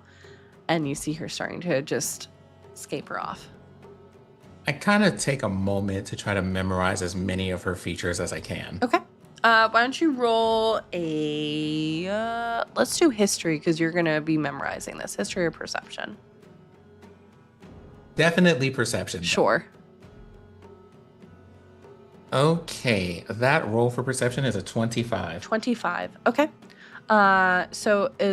She looks like a young child, roughly around between the ages of 9 and 10. She has definitely been through it. Not coming from a nobility family at all. She probably lives on the streets. You can see that she's got a number of scrapes and bruises, either from running around, stealing. She looks like the type that maybe has gone hungry on several occasions. So I want to try to catch her before she leaves. Okay. Oh, one more thing. I imagine that a name might be too much to ask, but here. And I use another mage hand to deposit, like an arm's length away from her, a single gold coin just floats to the ground. If I were to venture a guess, this was probably a very troublesome venture for you. Hopefully, that will be useful to you. And I think with that perception check, you see as she's like quickly grabs up the coin, there's like a haunted expression on her face. As you say, this is probably a bit like has been quite an affair for you. Just a look of like has probably when a child has seen their worst nightmare kind of thing. And you just see her like very quickly like do the thing of like dissociating for a second before coming to. And whatever mask that she wears slipping back on, takes the coin. Thanks. And I just kind of like watch until she leaves, because I imagine if that's the kind of reaction she had, trying to be like, well, I mean, let me be all up in your business, a whole stranger who you can't even see as a disembodied voice, right? Yeah. It's probably going to be like an issue. And you see her quickly scaper off down. She gets off the main road like immediately. And you see climbing one of the kind of lower walls that separates between the districts. You see her immediately starting to climb it, almost just like almost like a monkey climbing the wall, and is able to get over no problem, heading off and taking off towards the graveyard district, which is typically in your recent memory where a lot of the lowest kind of class and income typically live around, in between that and kind of the more rougher areas of Jorix, I would say. But you're left with this note. I wait for about 10 minutes after I see her leave to go and retrieve the note. Okay. And you see it's a old bottle. Not from Jorix. It's not a wine bottle at all. It seems like it's specifically a bottle that was made to hold messages. There's no sigil. There is like a wax sealing on it. And you can tell it's been unopened. Is there magic on the bottle that I can sense? There is no magic. Okay.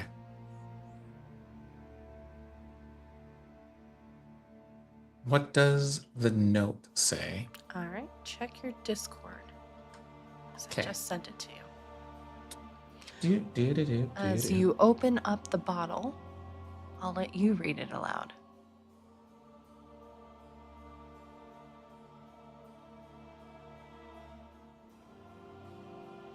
Here, let's add some drama, shall we? Sure. Dearest brother, if you are reading this, it means that I have been called away again as chaos continues to wedge itself firmly between us. Do you remember me? Do you think of me as often as I think of you? Well, we hope to see you soon. Do be careful in Jordan. It may interest you to know. And the rest of the message is apparently covered in ink. Mm-hmm.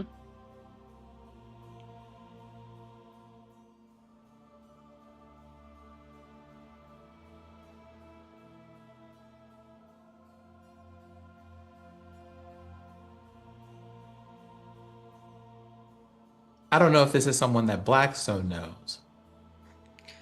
Why don't you roll a history check or investigation?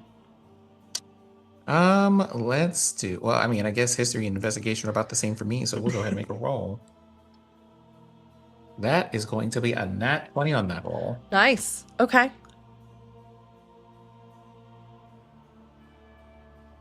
It's somewhat mixed. It's apparently, and you're going through Blackstone's memories too, someone that you may also know. But Blackstone also knows as well. But not anyone that's coming to mind as having met them in person. Recently, at least. The handwriting, you realize, looking at this, takes you back to a moment in Felk when Blackstone was, along with the rest of the group, going through your laboratory, your workshop, and finding a similar looking note. Same parchment, likely used to write up both messages.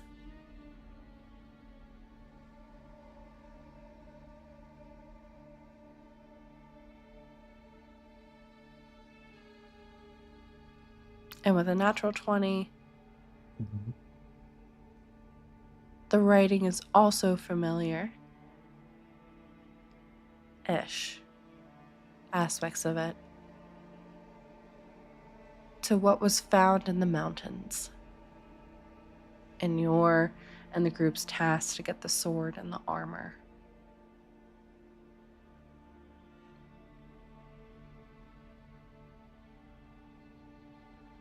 Is this written in common or is it written in a different language? It is written in Felkian. Well, there are only so many people who would have called us this that happen to know Felkian.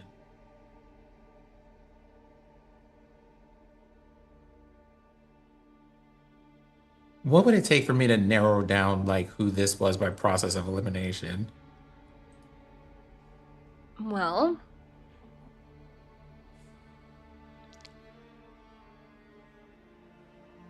that might be something for Blackstone and Rory to kind of explore.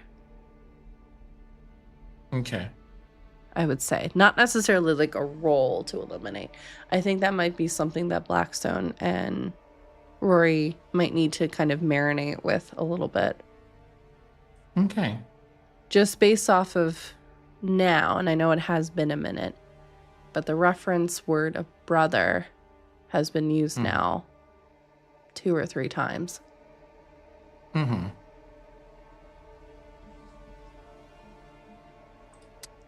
So, but if you wanted to use another check, you certainly can. This one would have to be some kind of spirit check, though. I'm not going to say no to a spirit check. Are you kidding me?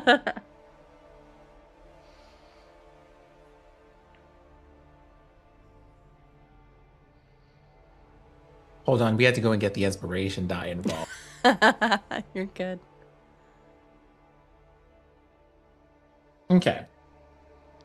So for total for spirit roll, with that extra inspiration die, we have a total of 21. Perfect. That's exactly what you needed. It takes you a minute because, again, it's been a while and you're still kind of sparsing through your memories, Blackstone's memories, and getting used to everything. I think I would add here that Roy would wonder, in addition to checking for magic, if there's any kind of residue, like spiritual residue on the paper, and we'll probably also check for this. Yes, and indeed there is. That in this moment is leaving a marigold kind of color.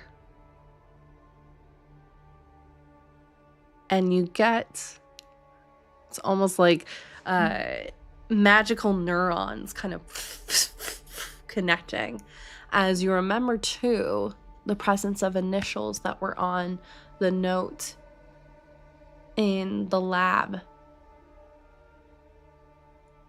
M-A-T.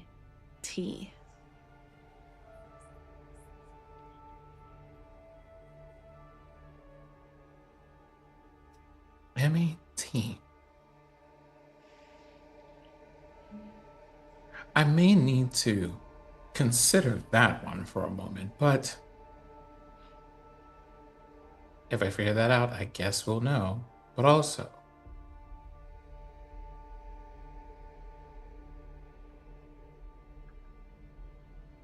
does that mean that person's here?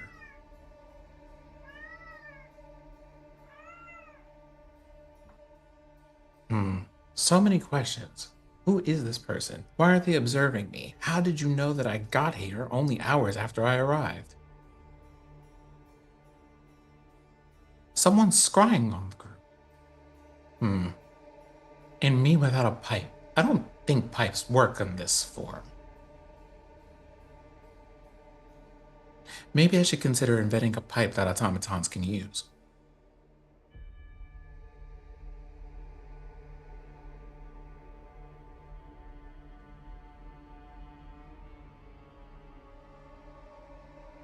Kind of quietly put the message back in the, like reseal the bottle. Yep. Put the bottle away in the folds of clothing that I have. spend a bit of time wandering the city, a bit lost in thought. Sure. And then I remember something. Yes.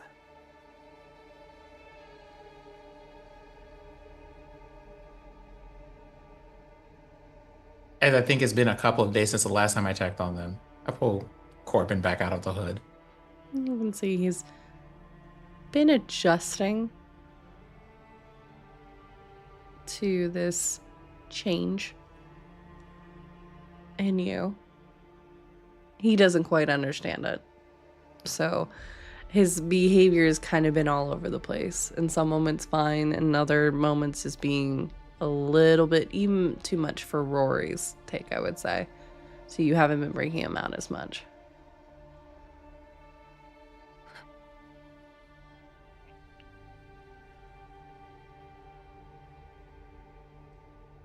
Well, I suppose it's time we had a small chat, at least briefly.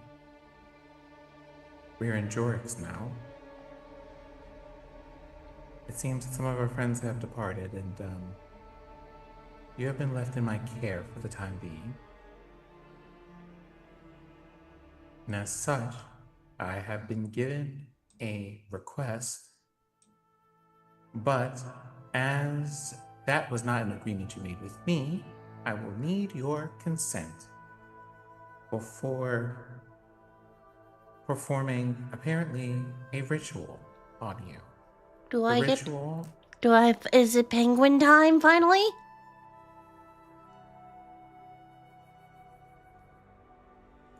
There is the ever so slight smile here. Penguin? If you so choose, you can become a penguin. I think at this moment, like, Rory is like marching around on your hand, is like so happy, is not hearing anything else you were saying, is just hearing the Ahem. Don't have to I would be like so to- loud, boss. I would like your attention for a moment. This is a very particular thing. I should explain what's going to happen to you. I don't really care as long as I get to be a penguin and I'm still with you. And the other you, I don't understand, and that's okay. That's far beyond my pay grade. But as long as that's fine, yes. You are going to be made into a creature that no longer needs a physical form, or to feed, or to sleep. But I shall still do all of those things because I want to. As is your right and prerogative, I suppose. But yes, you can be a penguin. You can in fact be several creatures of your choosing. I hope you have enough gold because I'm going to need a bigger wardrobe. I will not be buying you an additional wardrobe. What? You can talk to Blackstone about that. when I he am is done talking to when- Blackstone. You are talking to the former Blackstone and the soul of his maker. Oh, come on. Not, the way my checking and the savings work.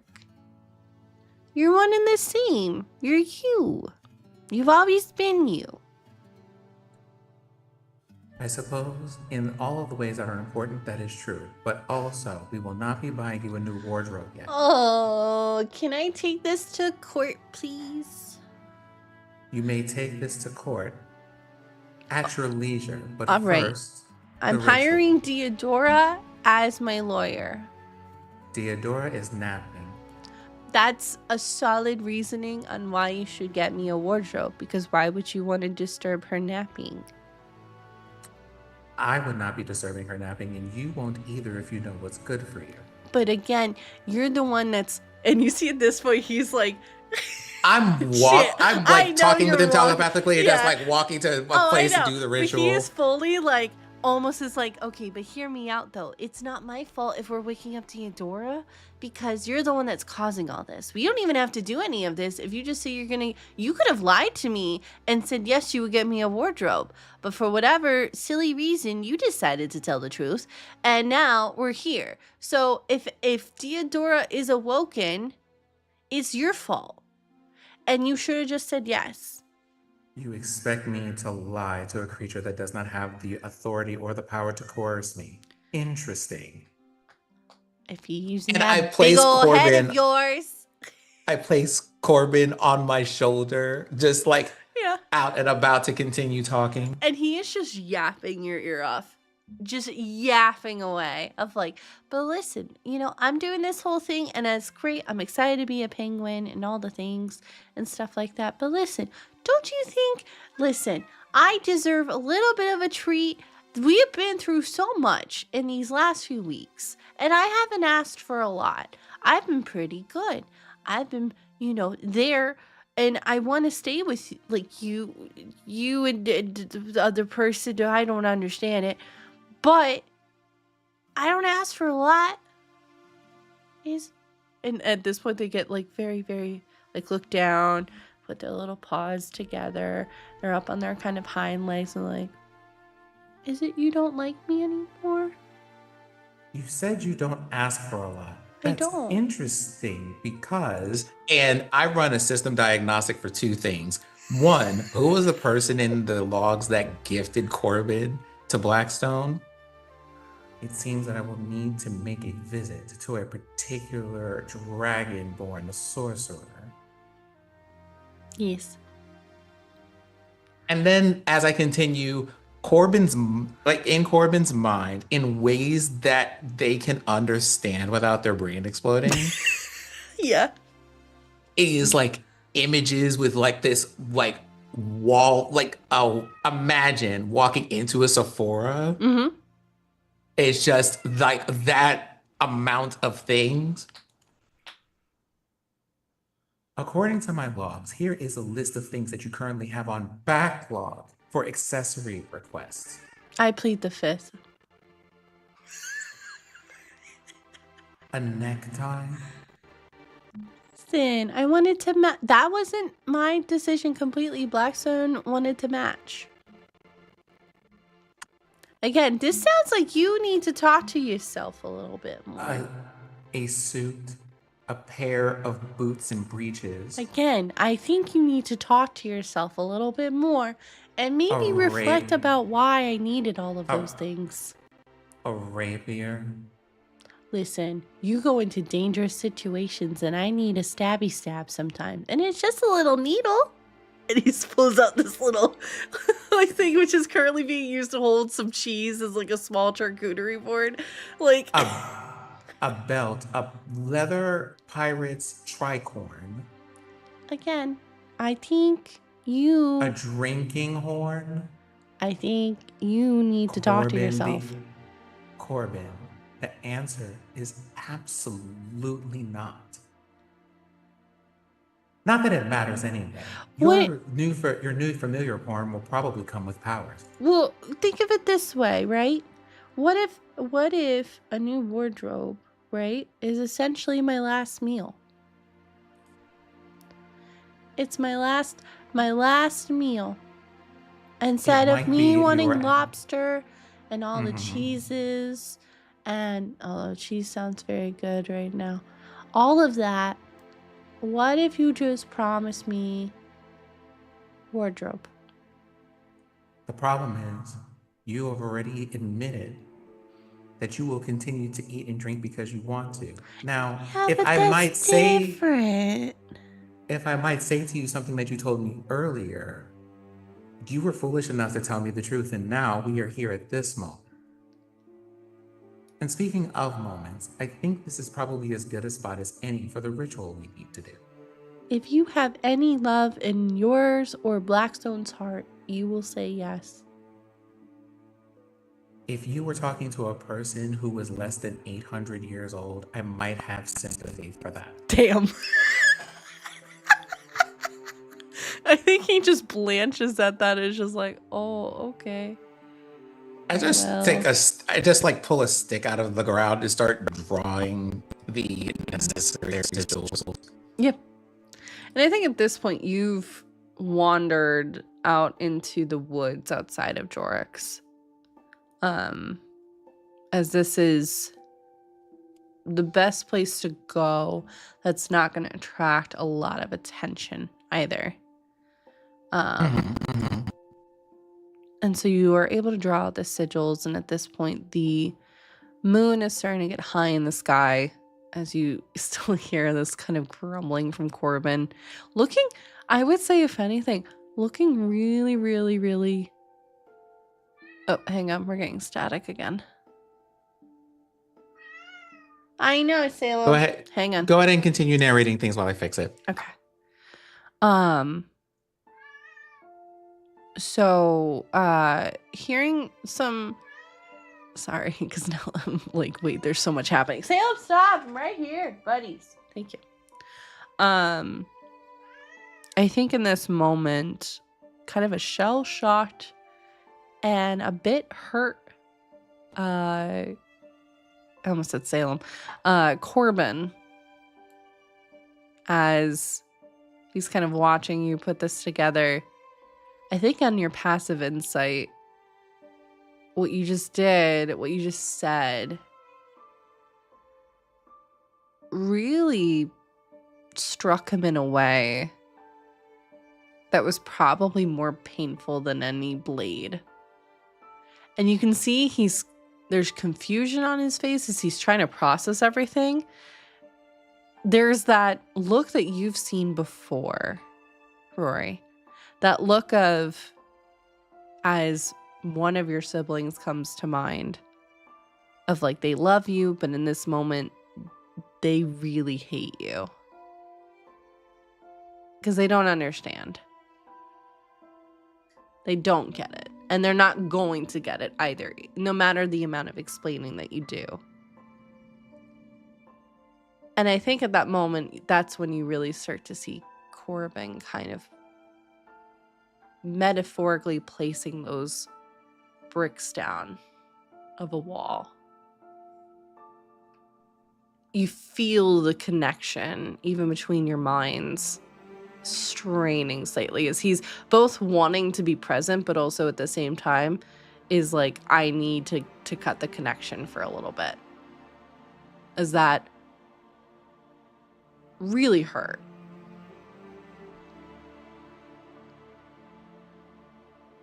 But you're able to draw the sigil. I take a moment to consult with Blackstone briefly before I finish this. Blackstone, if I might interrupt you for a moment in your studies, are we certain about making this particular creature immortal? This isn't like an internal dialogue, right? Yep. Are we certain we want to make this creature immortal? Well, yes, that would be lovely and important to me. I did ask. Well, yes, but I do not know if immortality will serve him well, considering that it seems that he has not heard the word no once in their mortal lifespan. I seem to have very much caused some form of grief or heartbreak by simply telling him he cannot have a wardrobe. Oh, he really does care so very much about wardrobes. I will have to leave you to those devices. It seems that if we were parents to this person, I would be the disciplinarian. Considering that considering the structure of your mind and how you have governed things so far, I feel that that is an accurate assessment.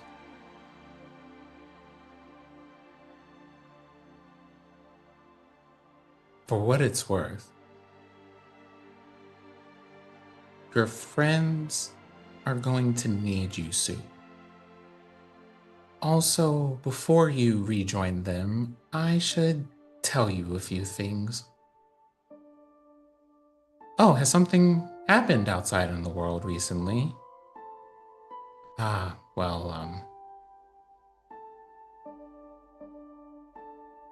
Something like that.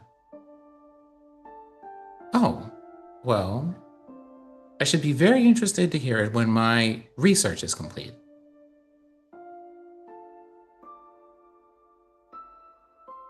You definitely will. Now, that being said, I'd hate to continue to interrupt your studies, but I'm going to use a bit of your soul in the ritual, since between you and Corbin, your bond is the strongest. Corbin may grow to love me in time, but he does not like me very much right now. I don't think that is going to be useful for the ritual ahead. Well, I do mean you're responsible for this existing, I suppose, so my soul is, to some extent, yours to use. I remind you that you are, in fact, an autonomous being, and that means that I do require your express permission to do these things. And besides, only a cruel person would build someone and then exercise dominion over them in that way. Not in my line of practice.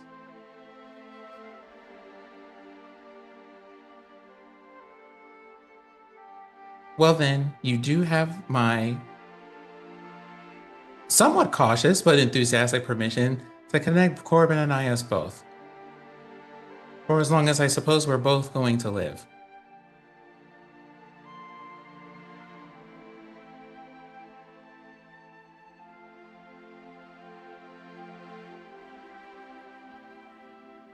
Well then, I will leave you to your studies and get on with things. And they turned their attention toward Corbin, placed them in the center of the circle. Mm-hmm.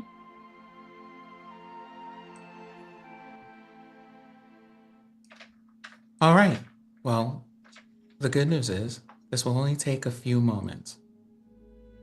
I don't say that to their mind, I say that to them out loud. Yeah. This will only take a few moments. And as I understand it, it shouldn't be painful at all.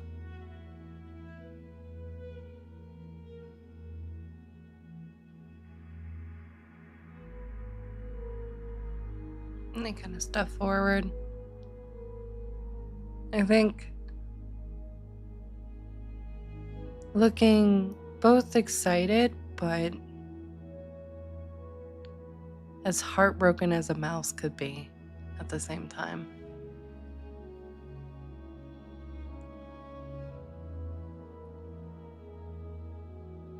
But If it helps, I took special precautions.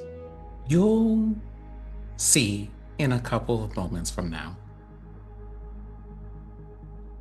And when I activate the circle, Corbin's soul starts to glow. It is, I think we've come up with a couple of colors for this, but I think I want to stick with this one. We're gonna make this a rose gold color. yeah, I think that fits. And I pull out the thread that we collected from Felk to use. I think there was also some magical water we had to collect or something like that too. Mm-hmm. Which you Okay. do have as well. So we pulled that out. The sigil lights up, glowing a silver like the moon, which right Mhm. now is not quite a crescent, as in that weird kind of in between. And then taking on a portion of Blackstone's soul being siphoned into this. You see the color Into dilute a little bit. kind of woven into the strings Mhm. as I'm like weaving them together. Corbin's form floats into the air about 3 feet up. And then you see their physical form like melt away. It practically vaporizes Mhm. and then floats away like dry leaves until there's just the soul of Corbin left. In the shape of a mouse, because that is the only form that Corbin has known for most of their existence. Mm-hmm. All right. And Let us tie a silken thread to the root of your souls, of ivy, that you may not be separated and of Holly that you may not come apart until the end of time. And you see in this moment, instead of the veil reaching forward to grasp at Corbin's soul very gently, instead it is Rory, your soul, but also Blackstone's, acting as the anchors. And you see those threads as well as the sigils all kind of, I imagine you have to hear, even in the recesses of your mind, Rory Blackstone kind of chuckle, starting to make sailor's knots, binding. In this moment, not 2 souls, but 3 together.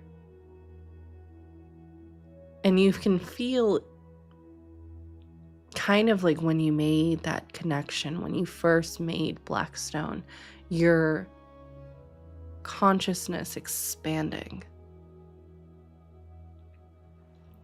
allowing for eventually you to be able to potentially put your consciousness into Corbin as needed for recon or whatever a familiar might be needed for in that moment.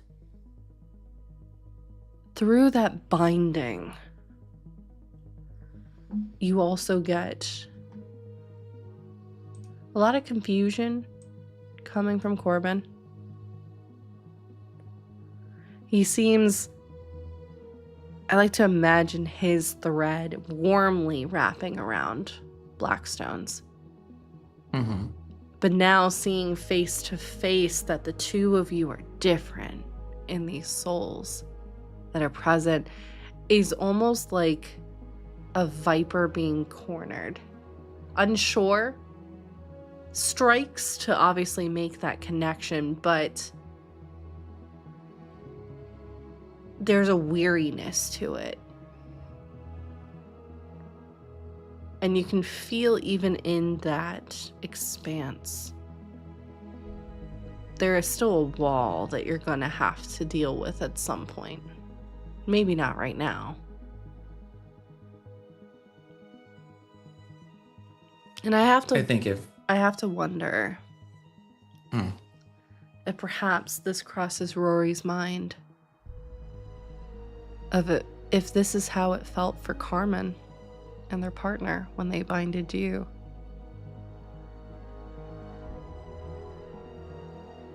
And I think there's, in some ways, and even with that wall being there, a bit more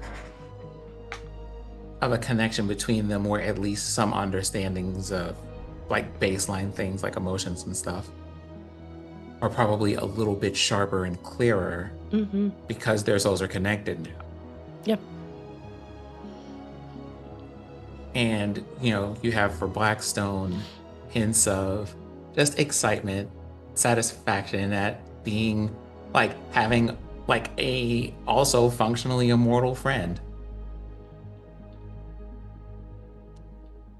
For Rory, there is the feeling of a task completed, which he enjoys. And then some concern of being like, there's like a feeling of, I have been asked to watch my somewhat rambunctious niece or nephew for like a week, and trying to figure out how to do that carefully. I think underneath all of that, as a subtlety, it's a little like one of those, I'm honestly not trying to hurt your feelings, but you also cannot just make demands. We're going to have to work on some boundaries, my guy. And for Corbin, there is you're both separate and distinct, but also being like, how long has this been a thing? Have y'all been like this the whole time? What am I even supposed to do with this? Which one of you am I connected to? Or is it the both of you? Or I have 2 dads? What am I supposed to do with that? And I think this ceremony, you see the sigil slowly ebbing, dimming, as Corbin mouse form shifts slowly into his penguin form. And I think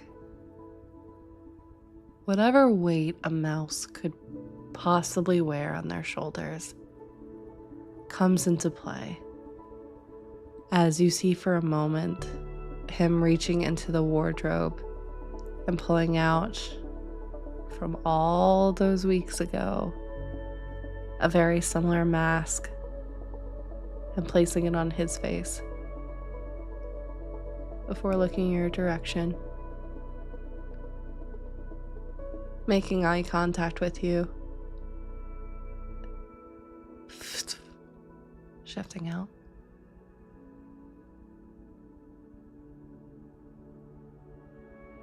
I think Rory takes a moment after that, just kind of stand where the magic has happened and look at the moon. Beautiful moon. You can see the main one, like I said, bright. And then the second, a kind of red dwarf in the distance, illuminated by the almost crescent. And then the last one next to it, almost like the ellipses you leave on a sentence in the air. Even smaller, little white dwarf. And you hear in the distance below you the crescendo of music and laughter as you've returned to Jorix. Nightlife has begun. Which I think Rory takes a few moments in like their own way to enjoy, mostly by finding a nice place in the middle of everything, but not in the way, and people watching.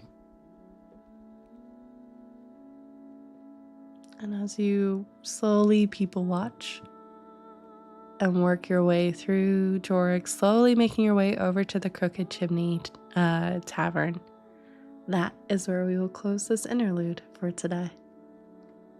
Woohoo! We did it. Y'all, thank you so much for hanging out with us today. Oh my goodness, this was so much fun. There was so much like lore and stuff happening. Sin, as always, thank you for just rolling with it. I wish you all had we were out here doing the things. I wish you all had seen Sin when they got into the call. Like, I don't know what's gonna happen, and I'm like, there's so much that can though, and that's great and wonderful. Sin, why don't you shout out who you are and all the wonderful things that you are doing, where they can find and support you, because they should. Hi. So again, resident sunflower person, that's me. Hi. He, they of the sunflower variety. Your friendly neighbor, neighborhood, local, ethically sourced, player, producer, narrative writer who is here on Saturdays being Rory and Blackstone for a while, and also hangs out with the Tech Talk Thursday crew on the major Linux channel on Thursdays, where we talk about tech and games, and mostly I rant at them and remind people that things have been going on for a hot minute. Also, we got stuff going on with Other Siders Studios, where the Arcane Core Gifts of Fear show is running.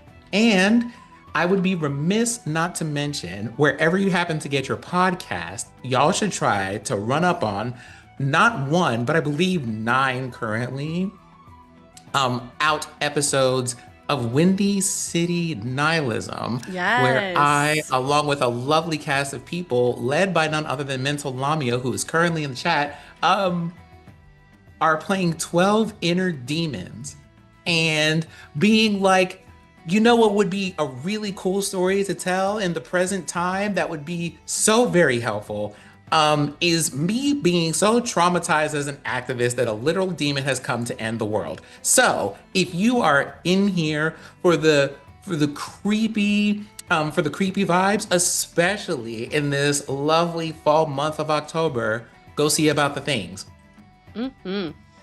Agreed. Yes, please go and follow Mental Lamia as well. Incredible mod. Lore Keeper for Ampistrano was just on an episode of Chaotic Wholesome and does a lot of stuff in the community. Seriously, you should go hire them. And yes, please go ahead. Lamia, if you have the link, you're more than welcome to pop it into the chat if you would like, because you should have that access to do that. But yeah, we love doing that. Thank you all so much for hanging out with us today. I am D&D Doreen, she, they pronouns. I have been your storyteller.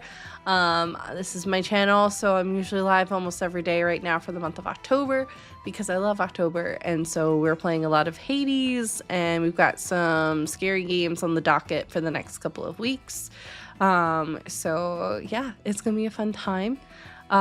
Make sure to subscribe either here and or on our YouTube, as we are working towards YouTube partner. We have new episodes. What I normally do is I cut up these episodes and then I cut them up either into 2 or 3 smaller episodes of like an hour long, so that way they're a little bit more of a bite size. And we've got new episodes coming out every Tuesday and Thursday. So yeah, Sin will not be with us next week. Instead, we'll be joining the other part of this lovely duo, and it'll be Fair, aka Deodora. And then the week after that is going to be a duo with both Fair and Sin. And then we'll be back with the whole crowd as Mott's is dealing with some IRL things. And don't worry, they are fine. They're just moving. And so we'll be picking back up and getting right into the mess that is Ampistrano proper at that point. But we're actually going to be heading over to Deodora, aka Fair, as we're going to raid over. Thank you everyone who was raiding, and whether you've been lurking or not, we so appreciate it here. Yeah, I think that's really it. So we can get this started. Salem is also saying goodbye. But yeah, we're gonna head on out as we get started. So from all of us here at the Veil to all of you, take care of yourselves, take care of each other, be kind to yourself, give yourself some grace, because this is a heckin' year that we are living in and a time we are living in. And we will see y'all next week. Bye everybody. Say bye, Salem.